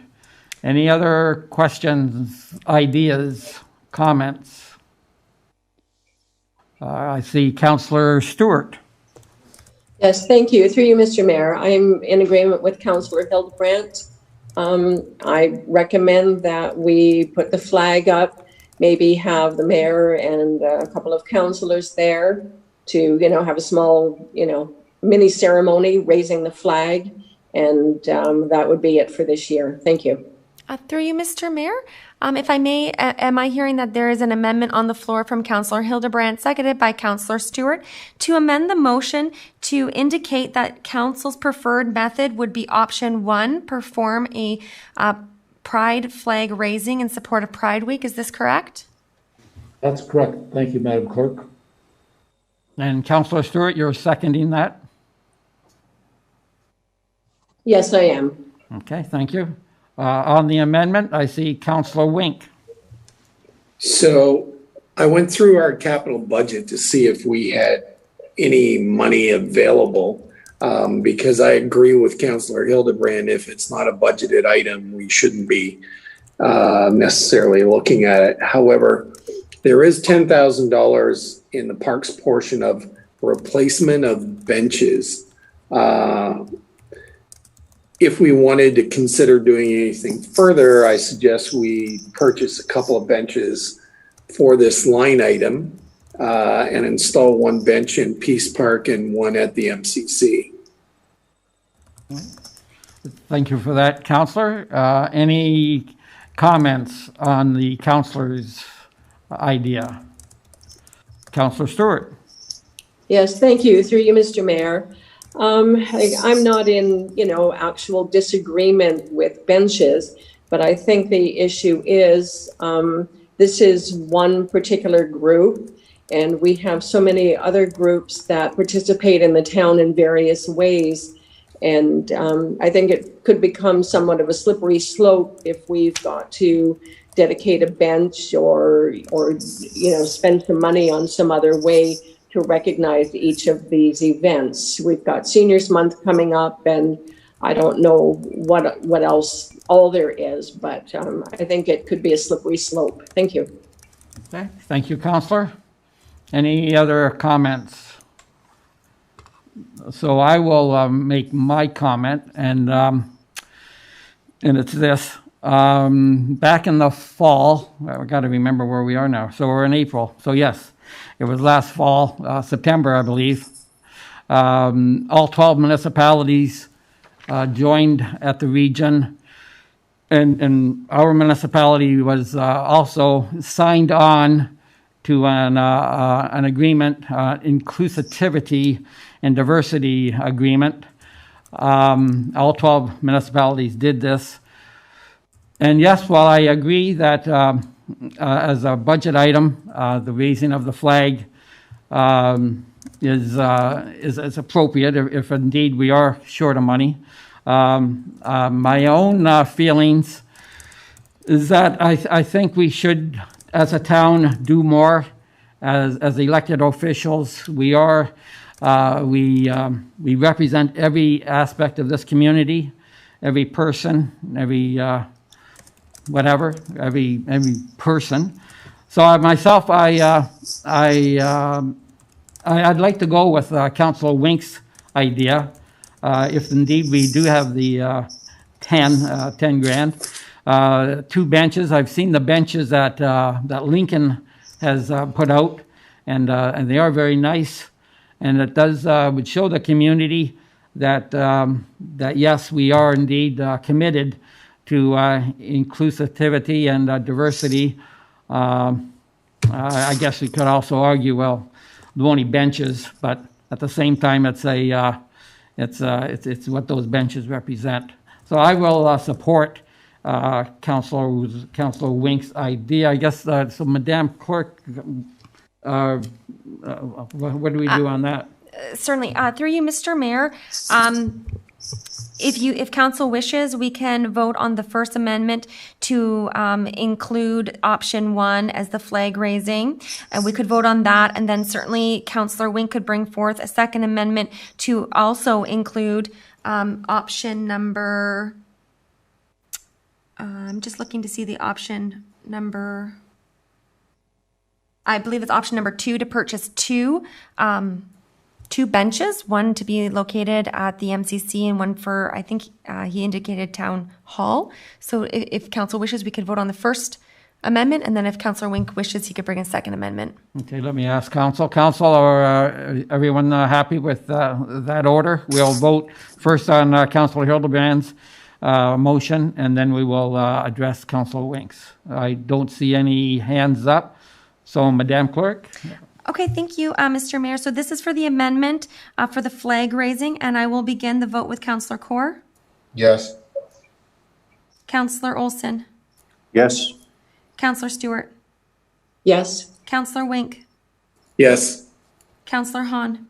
Yes. Councillor Hildebrandt. Yes. Mayor Junkin. Yes. Therefore, that amendment passes. Councillor Wink, did you wish to put forth the amendment, further amendment for the benches? Yes, but just get some clarification from staff that we still have money available, that we haven't spent the $10,000 at this point in time. Madam Treasurer, are you with us? Yes, through you, Mr. Mayor, I am. I would just have to refer to the Director of Public Works, because that is his budget, whether he has spent the bench money.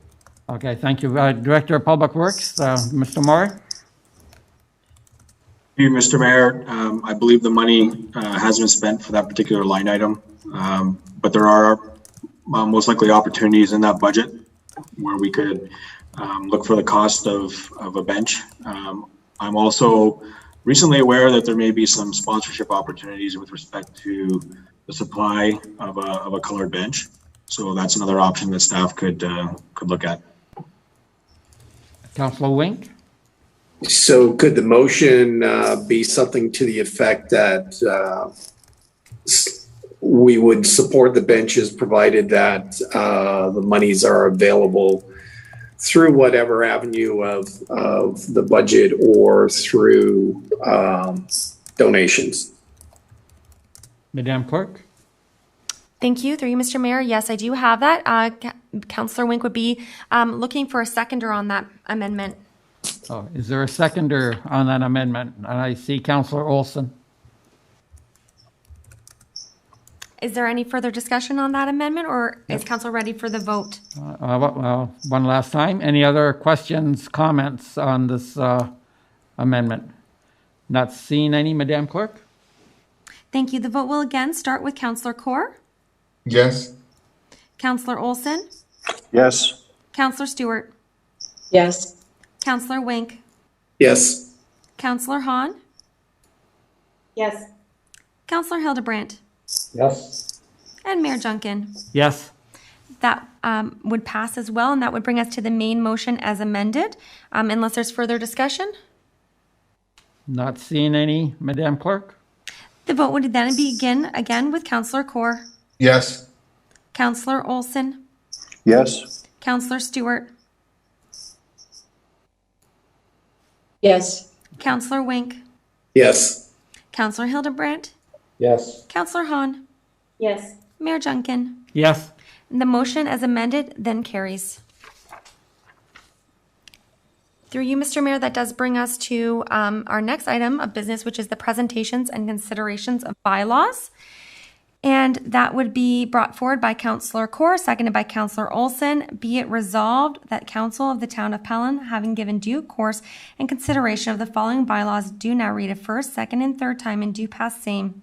And that the mayor and clerk be and are hereby authorized to sign and seal the bylaws. 1. Bylaw 4338, 2021, being a bylaw to appoint Emergency Management Control Group for the Town of Pelham and to repeal and replace Bylaw 3874, 2017.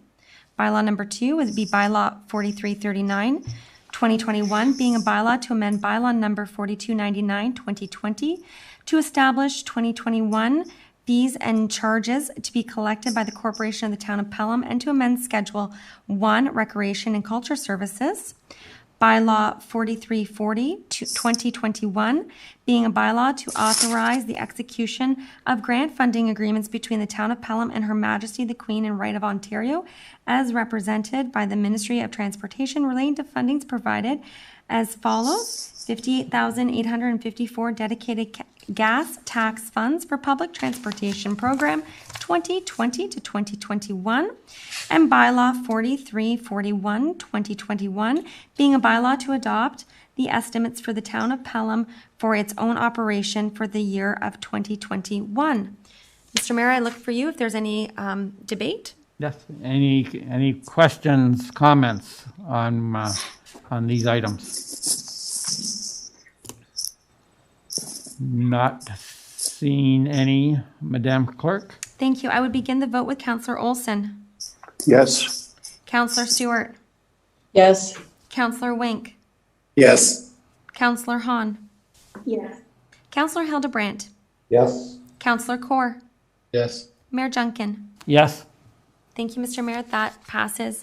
That does bring us to item number 14.1, and this is a motion put forth by Councillor Stewart, seconded by Councillor Hahn.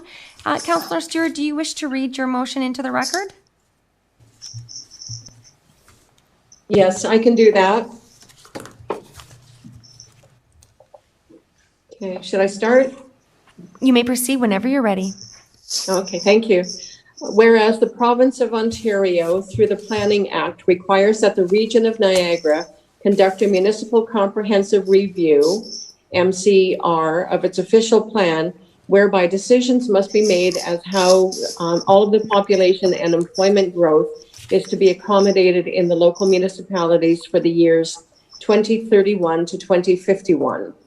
And whereas since June 2019, the province has amended a number of provincial statutes and policies that impact how municipalities plan for growth, including the following: the provincial policy statement, A Place to Grow, the growth plan for the Greater Golden Horseshoe, the Development Charges Act, the Planning Act, the Environmental Assessment Act, and the Conservation Authorities Act. And whereas these significant provincial changes include reduced density targets in new greenfield development from 80 persons and jobs per hectare to 50 persons and jobs per hectare, reduced intensification targets from 60% beyond 2031 to 50%, setting minimum population and employment growth forecasts that can be exceeded subject to provincial approval, extending the planning horizon from 2041 to the year 2051, introducing market demand as a consideration in determining the housing mix, and revisions to how municipalities fund growth. And whereas these provincial changes signal an abrupt shift from the emphasis on creating compact and complete communities to a planning regime that facilitates lower density and car-dependent communities. And whereas several regions throughout Ontario have declared climate change emergencies and must consider the role of land use planning in their strategies to reduce their greenhouse gas emissions. And whereas these provincial changes create pressure to convert more Class 1, 2, and 3 farmland into urban uses than would otherwise be necessary, which is contrary to Niagara's official plan as it relates to the protection of the agricultural system in Niagara. And whereas ensuring that Ontarians have access to healthy, safe food in the future requires thoughtful consideration of the long-term impact of converting thousands of acres of prime agricultural lands in the Greater Golden Horseshoe to urban uses. And whereas the change of the planning horizon to 2051 by the province means that future municipal councils and the public will have little power to change decisions where they will grow after 2031 to the 2051 planning horizon. And whereas in the rural areas, internet service is often poor, making it difficult for rural residents to participate in Zoom calls. And whereas Niagara Region has adopted a public engagement initiative for the Niagara Official Plan Review that includes public surveys, stakeholder input, direct public input, and a planning advisory committee. And whereas the current pandemic is making effective in-person public consultation impossible at a time when robust, informed public consultation is needed more than ever.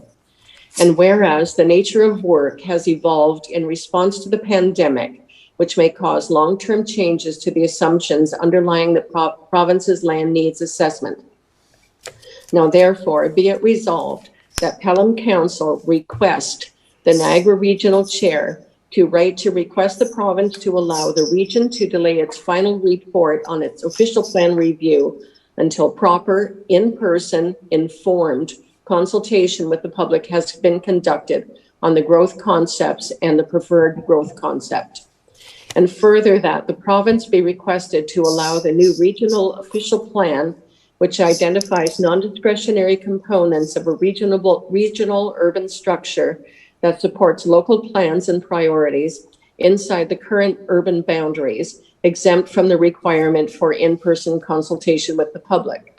And further, that the province be requested to suspend the timetable for municipal conformity to the growth plan and the provincial policy statement to ensure that the public can fully participate in the process of planning their communities for the growth planning period covering 2031 to 2051. And further, that the province suspend the deadlines it has set for conformity until the land needs assessment framework can be revisited to adjust to the significant changes to the nature of work that are reducing office space and parking space needs. And further, that this resolution be circulated to Premier Doug Ford, the Honourable Steve Clark, Minister of Municipal Affairs and Housing, Niagara's local municipalities, the Association of Municipalities of Ontario, the leaders of the provincial opposition parties, Niagara MPPs, and the Greater Golden Horseshoe municipalities. Thank you very much for that, Councillor. That's quite a motion. Comments? I had some help drafting it. Yes. Comments and questions to the presenter on this motion? I see Councillor Hildebrand. Through you, Mr. Mayor. To Councillor Stewart, can you provide us the background for this motion? I can't remember. It was another municipality that had sent it to all of us councillors. I cannot remember which one it was, but other municipalities were on board with this as well. I had our previous clerk help with the motion to make it conform to Pelham's needs. What I see with this is that what is being proposed is in marked contrast to the current policies. Considering the current COVID constraints, I feel there should be delayed until such time that,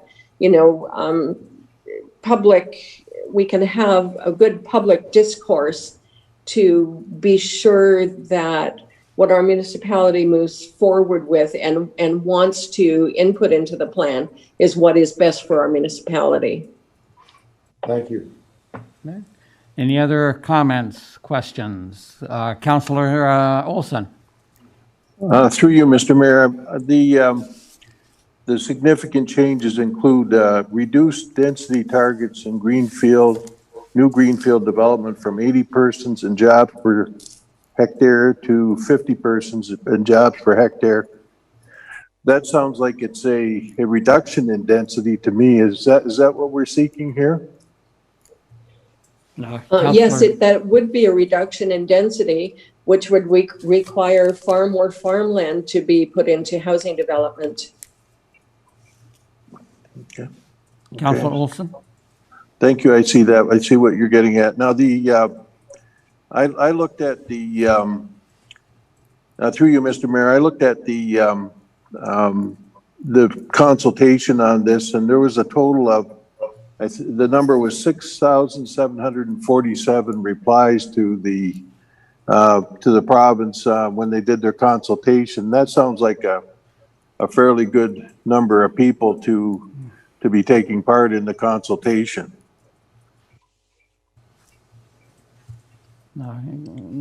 Thank you, Councillor. Councillor Stewart, any comment on that, or? Well, 6,000 out of what is the voting population of our province. I don't know. Yeah. Like I've found over time that whenever we've had a public meeting on an issue, there's been really good attendance. And with the difficulties of Zoom, like I'm not saying that Zoom doesn't have a place, because it definitely does, but it's a far more difficult forum to manage for a public meeting. That's one of the reasons I'm requesting that we ask the province to delay this. Councillor Olson, are you finished? Thank you, Mr. Mayor. Okay, thank you. Councillor Hahn? Thank you, Mayor. I just wanted to add, it's Halton Hills. It's actually a councillor by the name of Jane Bogle who brought this motion originally to Halton Region to delay the plan. And several other municipalities have already shown their support, is my understanding on this. Thank you. If all councils are done, then I will throw in my 2 cents, being your regional representative at regional council. I agree with you in one part, Councillor Stewart. Whenever we have an issue, and I'm thinking of cannabis, housing decisions, yes, we do get a pretty good turnout in Pelham. I will tell you that for whatever reason, the Niagara residents do not get excited about the official plan to the point where they want to come out and talk about it. In 2018, the Niagara region, the planning department, put out 5 open houses, 5 different dates, obviously, Grimsby, St. Catharines, Welland, Niagara Falls. I went to the one in Niagara Falls, and each open house was the same. They were set up on 4 different modes that you could go and visit and what have you. And that night in Niagara Falls, there were 6 people that showed up. And there must have been 10 regional people there, obviously, from the planning department. Altogether, those 5 open houses over the course of that summer had 132 people, which is, I agree with you, it's a disgrace. There's 460,000 residents in the Niagara region. Of how many are voting, I honestly don't know.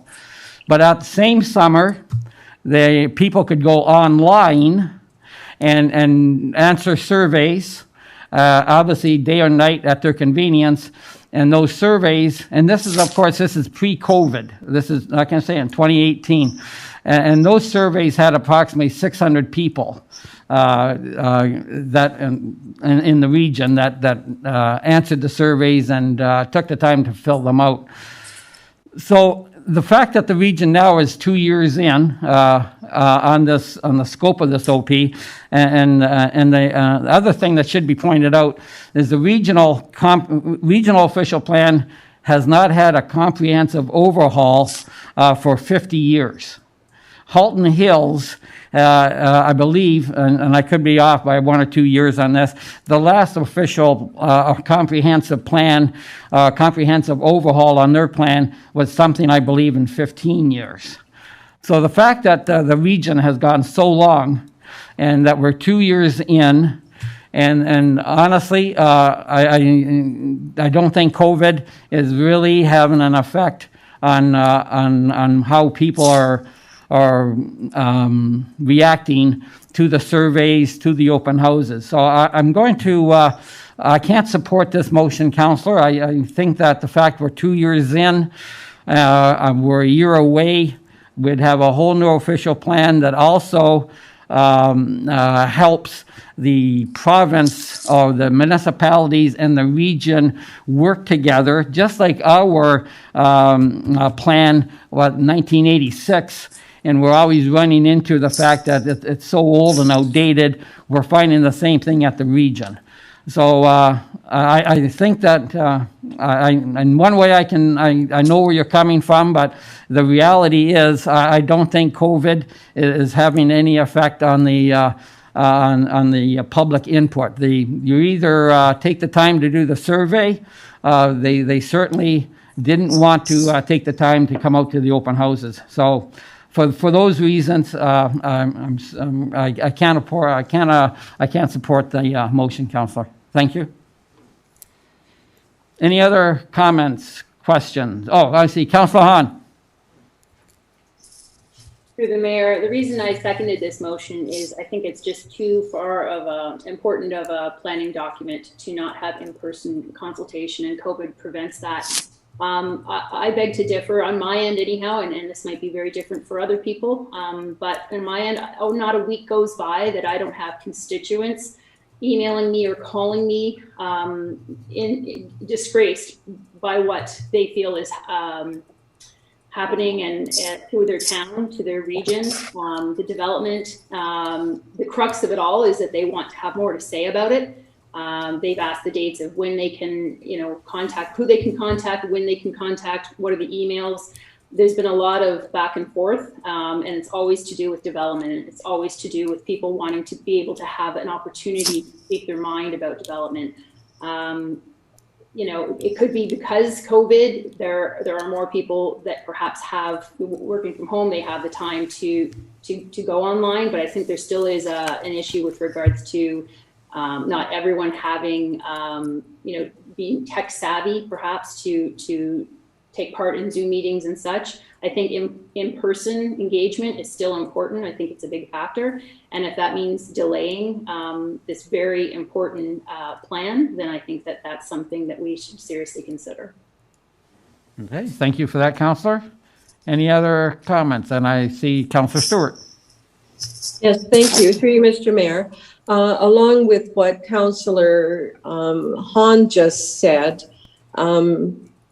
I'm sure the rest of council and you as well, Mr. Mayor, knows how engaged our local public is. We've got so much development going on here, and there are things happening that the public is not happy or satisfied with.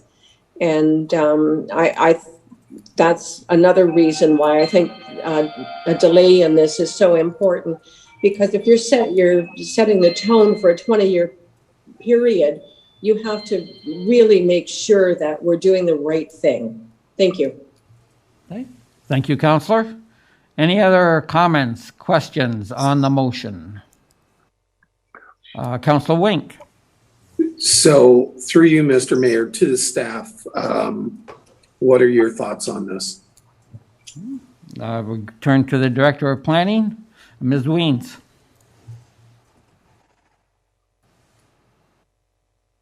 Thank you, Mr. Mayor. Certainly, as you've indicated, that the Regional Official Plan project has been something that's been underway now for at least 2 years. They've been doing a lot of background studies, and they have been doing a lot of consultation. Certainly when they started it, they did have in-person meetings. And most recently, over the last year or so, those consultations have been, virtual consultations and online surveys and the like. They're about to release some documents in May that are going to go to their committee that are going to start to provide the public as well as all local municipalities with information on where they're going in terms of their growth projections, their targets, and the framework and structure for the new official plan. They are obligated by legislation to have the new official plan in place by July next year. And that is a target that they need to meet. And so they've been working very hard through the last while in terms of doing all their background reports and research. And we will start to see some of that material roll out in the coming months. Like May, they have reports coming out, and then there will be draft policies being released later this fall, with the goal of getting something to council in July, regional council in July, to get approval. Once we see what they are going to be rolling out, then there's the opportunity for you as council to weigh in and have input in their draft official plan and their policies, and provide that input back to the region. Mr. Mayor, as you indicated, the regional official plan is somewhat dated and does need to be updated to ensure compliance with provincial policy and provincial plans, and again, to ensure compliance with the provincial regulations. They're required to have this official plan completed by July of next year, and that's the time frame that the region is working towards. Hey, Councillor Wink. So just to be clear, from what I understand with respect to this motion, is we're asking the province to provide an extension on this, allowing the region and other regions to update their official plan and extend that deadline because of COVID and because of the lack of public consultation. Am I correct on saying that, Councillor Stewart? Yes, that's pretty much what it appears to be. Yeah, it's not to scrap things. It's just to allow more time for the public to be more engaged. Okay, thank you. Councillor Wink, any other comments? No, that's fine, thanks. Okay, thank you. Any other, I see Councillor Hildebrand. Through you, Mr. Mayor. I think the difficulty we as councillors are facing is the fact that the province dictates rules, planning rules. It goes down to the region, and then the region imposes those planning rules on us, and then our planning department is put in the position where they have to implement these rules, and the people who really get active are the local residents who are chasing us as councillors. And that's the way I read this situation. It's just, everything comes down the hill, and we're the last guys down the hill. So that's the difficulty I think we're facing with all this stuff.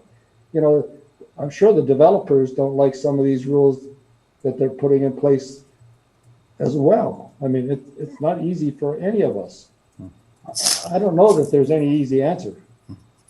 Time is always the thing I like more of. Councillor Hildebrand, you just described planning 101. Yes. Any other comments? Not seeing any. Okay, Madam Clerk. Through you, Mr. Mayor, thank you. Again, this motion was put forward by Councillor Stewart and seconded by Councillor Hahn. As there's no further discussion, I would start the vote with Councillor Stewart. Yes. Councillor Wink. Yes. Councillor Hahn. Yes. Councillor Hildebrandt. Yes. Councillor Kaur. Yes. Councillor Olson. No. Mayor Junkin. No. This motion carries. Through you, Mr. Mayor, this does bring us to item 14.3. This is a motion put forth by Councillor Olson, and it's seconded by Councillor Wink. Councillor Olson, would you like to read your motion into the record? No, I prefer that you do it. Thank you. Most certainly. The motion is, whereas Council for the Town of Pelham wishes to explore the potential of retrofitting solar generators at the Meridian Community Center and all municipal structures as a power source, and whereas Council is aware that a 2 ice rink facility with solar generators is operated within the Middlesex Center. And whereas Council believes solar generators at the Meridian Community Center and other municipal structures may result in cost savings while supporting the strategic goal of supporting financial sustainability. And therefore, be it resolved that Council directs staff to investigate the potential of retrofitting solar generators at the Meridian Community Center and other municipal structures as a power source, and to report back to Council by June 21, 2021.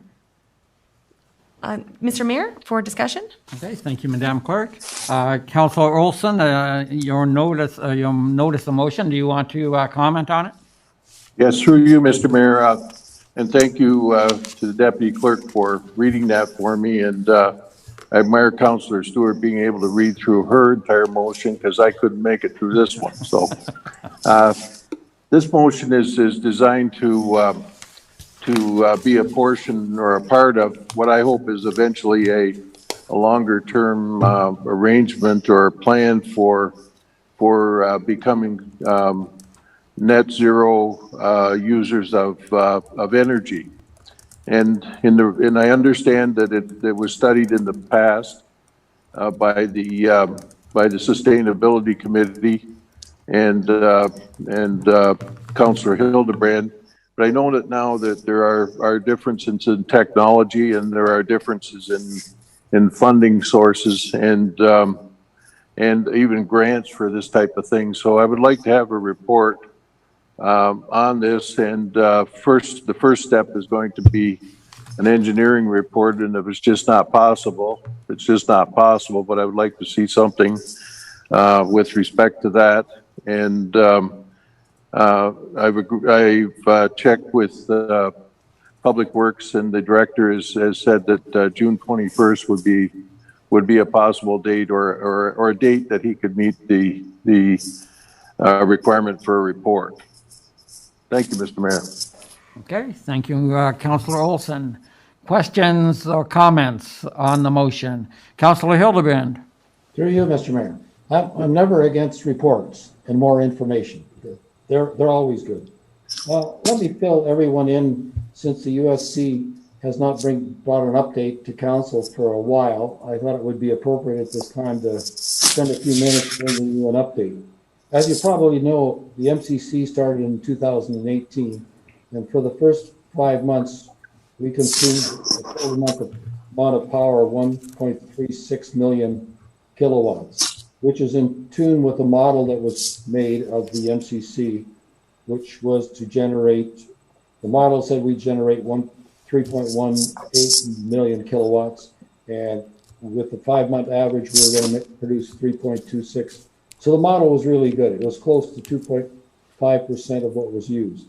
The year 2020, the average usage, we were able to achieve savings through multiple efforts down to 2.68 million kilowatts with a savings of 447 kilowatts for a saving of an annual budget of $103,650 per year. Cold water flooding really didn't come into the operation until the last quarter, so that will make a significant difference of about, we're believing, up to $60,000 a year coming forward. When the USC investigated this, we had Petra involved in the building design with regards to retrofitting the building for safety and taking the loads. And I'd appreciate after I'm completed, that the Public Works Director and our Fire Chief comment on both those issues. But really, at that time, the USC committee reviewed it, and it wasn't financially justifiable at the present time. I can tell you, my brother cashed in at his building site initially when solar power came in, and he got a value of 80.2 cents per kilowatt, and his return still is only 12.5%. I know the technology's changed, dollars have changed, all kinds of things have changed, but still he's only, basically the engineering numbers are still the same. Let me tell you what the USC is concentrating on right now. Number one goal is hydro rates. And we just were informed this last Wednesday by our MPP and his assistant that Hydro One has changed their negotiating team. We were so disappointed because really, here's a number one issue that we've recognized all along. Hydro One's cost at the MCC and most of our buildings is 18 cents per kilowatt. For instance, our library in the town, their average cost of hydro was 9.4 cents per kilowatt supplied by NPEI last year. The public library, their cost of power was 18.4 cents per kilowatt. The town hall, which is supplied by NPEI as well, is 13.7. There's a huge difference between these two suppliers, and that's the thing we're negotiating with Hydro One on. They promised us an answer by December, and they never come back to us. One of the other significant points is there's a big difference between NPEI and Hydro One. NPEI treats all the residents the same. They're not called urban density, they're not called residential in general, or they're not called rural. Right now, the medium density customers in Pelham are receiving an assistance since 2017 of 20.92 cents per month, and the rural residents are getting assistance to the value of 86.89 cents. That's a huge difference. Let me tell you what our strategic plan for this coming year is. Number one is still dealing with Hydro One and their costs. That is still number one on our plate. Number two on our plate is streetlights. And the reason for that is when you look at the usage, MCC is number one usage this last year of almost 3 million kilowatts. The next biggest usage was street lights and parking lights and all those things of 1 million kilowatts. The next closest usage was number three, was the town hall at 103,000 kilowatts. And after that, number four was Tice Road at 72,000. So really, in terms of value, the MCC was 386, street lights were 230K, town hall was 14, and the other was 13. So basically, our number one negotiation thing is rates. Our number two, according to our strategic plan in 2022, was the $400,000 budget we all agreed to for the streetlights. Because if you look at LED streetlight replacement, LED streetlight replacement gives you an efficiency savings of between 60 and 75%. So those are huge numbers. Like we're talking going after the big numbers, and streetlights are a big number. Plus you save up to $25 per light on maintenance savings. So that's where the USC is at. Staff time is valuable. So really that's the report I think we should be going after at this time. Not that I'm against the report on solar energy. All for that kind of report. But right now, my priority would be if you want a report as to where money's going to be made, it's going to be made on streetlights. And possibly the Public Works Director could comment at this time, and then the Fire Chief as well on solar energy. Director of Public Works, comments? Through you, Mr. Mayor. With respect to the option of looking at solar-powered panels for the roof of the MCC, staff have looked at that option along with the USC. So that was a report that we could bring back to council very quickly with respect to the findings from the engineers and architects that delivered that information to us.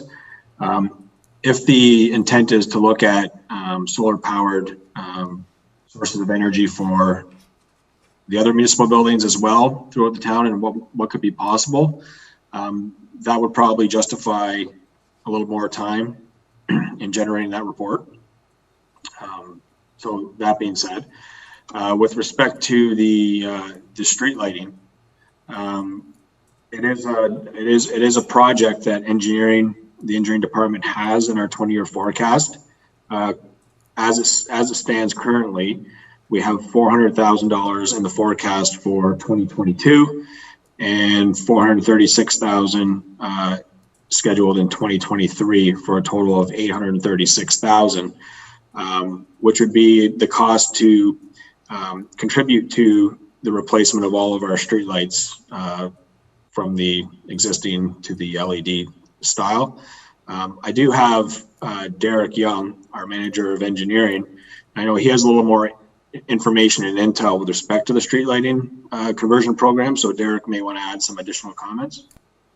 Yeah, over the past few years, there's been a number of opportunities to get funding towards the conversion of streetlights. The most recent one was the LAM we had in 2018, which I believe Councillor Hildebrand reviewed. It was a different offer in as much as they were going to, the company that was going to come in and replace all the streetlights, but they were going to benefit from the cost for the first 10 years. to replace, the outlay that they had at the initial start. And then after 10 years, the town would take on all the streetlights and then absorb the benefits to it. I think at the time it wasn't the right time for the town to do that. Hence why we've maintained the 400,000 in next year's budget and a further 436 the year after, just in case an opportunity comes up where we can get some additional grant funding so that we can then push forward with the replacement of the streetlights to LEDs. If I could just make one more comment on streetlights. NPEI streetlights, for instance, their fixed cost is 9% less than Hydro One's. We don't understand how Hydro One can stand there and say they're competitive and all this kind of stuff. And we keep going back at them. But we are working diligently to get back at this meeting with them as soon as we possibly can. Thank you, Councillor. Fire Chief, do you have any comments on the streetlights? Councillor Hildebrand thought you might. Solar panels. I'm sorry? Solar panels. Oh, solar panels. Fire Chief. Through Mr. Mayor. Alternative energy such as solar does, as an emergency response perspective, it does present its challenges. The main thing with solar panels is you can't shut it off. The sun's shining, it's generating power, so it does present some unique challenges. But it depends on the design and the the engineering. We seem to be talking a lot about engineering tonight. So, but I guess if the facilities was engineered properly, but like I said, really the only comment I have is in a response perspective that it does present some challenges because you can't shut it off. Okay, thank you for those words. Councillor Hildebrand, are you, any other comments before I go to other councillors? No, unless I have councillors that want some more information as to where the USC is going and what we're working on. Oh, okay. Thank you very much. Any other comments on this motion? Councillor Hahn. Through the mayor, I would support the idea of looking into streetlights. I mean, that's something that I believe that Councillor Hildebrand and your group has already decided to take on this year. So it's something that's already on your radar. As far as already having a report that says that the roof would not hold the solar panels as far as the weight, well, certainly we can regurgitate that report and have that come back to us. But the other thing that we might want to look at is the soccer dome in Welland. The soccer dome in Welland has solar panels. Obviously, it's a different structure.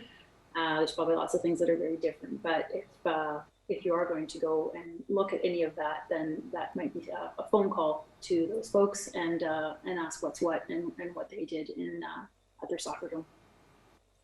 Okay, thank you, Councillor. Any other questions, comments on the motion we have before us? Councillor Wink. So I think we digressed a little bit from the motion significantly, but thanks for the update on streetlights. Part of the purpose when Councillor Olson spoke to me about this was if there's grant money available further down the road as part of climate change and whatever, that we need to be prepared to submit for grants. And if we've got nothing in place to support a grant, we'll never get that grant money. And, it's probably worthwhile looking at what can be done with all our buildings. And if there's opportunities down the road, that we take advantage of it. Thank you, Councillor. Councillor Hahn? Through the mayor, further to Councillor Wink's points, certainly I think if there's opportunities for other buildings and if there's grants out there and we need information, then it would make sense to go down that road. But I just would, my request would be is that our sustainability committee, which is got how many engineers there? Councillor Hildebrand? 1, 2, 3 engineers on it.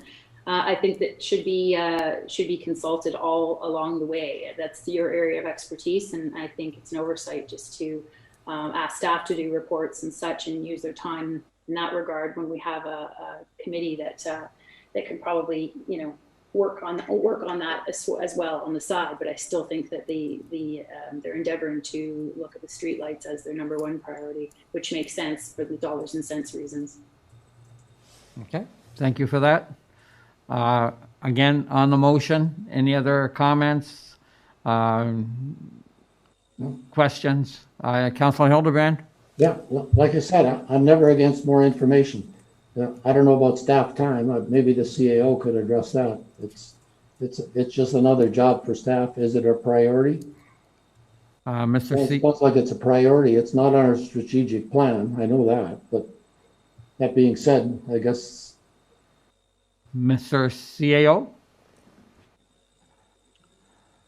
Council, our priorities are exactly what you tell us they are, and we are happy to comply. If you add another, it will get done. It may or may not impact the timing of others, but we are pleased to comply. We are here to provide you with the best information we can. With a smile on our face. Thank you.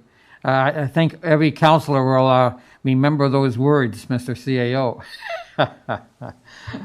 Any other comments on this motion? I mean, I don't see anyone wants to put an amendment to it or what have you. So again, Public Works Director. I see Jason. Sorry, Public Works Director. Yes, to you, Mr. Mayor. On the understanding that staff will be coming forward with a report that will look at opportunities at all of our town facilities, I am requesting that the June 21st date be amended to a later date, probably in Q4 of this year, to come back with a report with those options. Okay, thank you. Councillor Olson, any comment on that rollback on the time? No, you're muted, sir. I did it again. Through you, Mr. Mayor. Yes, I did check with the director, and that was in fact his date. It would have been acceptable to be a date in the fourth quarter if he thought that was necessary at the time. So I'm agreeable to that. Okay, thank you, Councillor. Thank you, Director. Any other comments? Councillor Stewart. Yes, thank you. Through you, Mr. Mayor. There would be a delay on the report, which I'm fine with because a comprehensive report is always the best way to go. But that being said, in the meantime, if an external funding opportunity came along for solar or for street lighting or for whatever else would save us money, I'm sure whatever department would have that information would pass that on to council, and council at that time could decide whether or not it would be appropriate to chase down that funding. Thank you. Okay. Thank you, Councillor. Any other questions, comments? If not, I'm going to ask the clerk for the vote. Through you, Mr. Mayor, thank you very much. And I did understand from Councillor Olson that he was satisfied with moving the report back date to within the fourth quarter. So I will make that as a friendly amendment unless there's any objection from council. I don't see any, so I would start the vote with Councillor Wink. Yes. Councillor Hahn. Yes. Councillor Hildebrandt. Yes. Councillor Kaur. Yes. Councillor Olson. Yes. Councillor Stewart. Yes. Mayor Junkin. Yes. And that motion carries. Mr. Mayor, the motion put forward by Councillor Hahn has been withdrawn, so then she will let us know at another date and time when she'd like it to be back on the agenda. That would then bring us to item 17, and it would be a motion to move into camera. And I will read this out loud. It's from Councillor Hildebrand, seconded by Councillor Stewart, and it would be it resolved that the next portion of the meeting be closed to the public in order to consider the following. Section 239(2)(k), a position plan procedure criteria or instruction to be applied to any negotiations carried on or to be carried on behalf of the municipality or local board for one item. Unless there's any discussion, I would call for the vote. I don't see any hands up. Go ahead. Thank you. I would start the vote with Councillor Hildebrand. Yes. Councillor Kaur. Yes. Councillor Olson. Yes. Councillor Stewart. Yes. Councillor Wink. Yes. Councillor Hahn. Yes. Mayor Junkin. Yes. That motion carries. For those viewing at home and live streaming, please note we will be turning off the live stream and the recording. If you are a subscriber to the Town of Pelham YouTube channel, when we do come back into the open session after closed, you should receive an email notification letting you know that our streaming has restarted. Mr. Mayor, if you could just give me a few moments to stop the recording and the streaming and just to confirm with staff that it has stopped. Yes, of course. Thank you.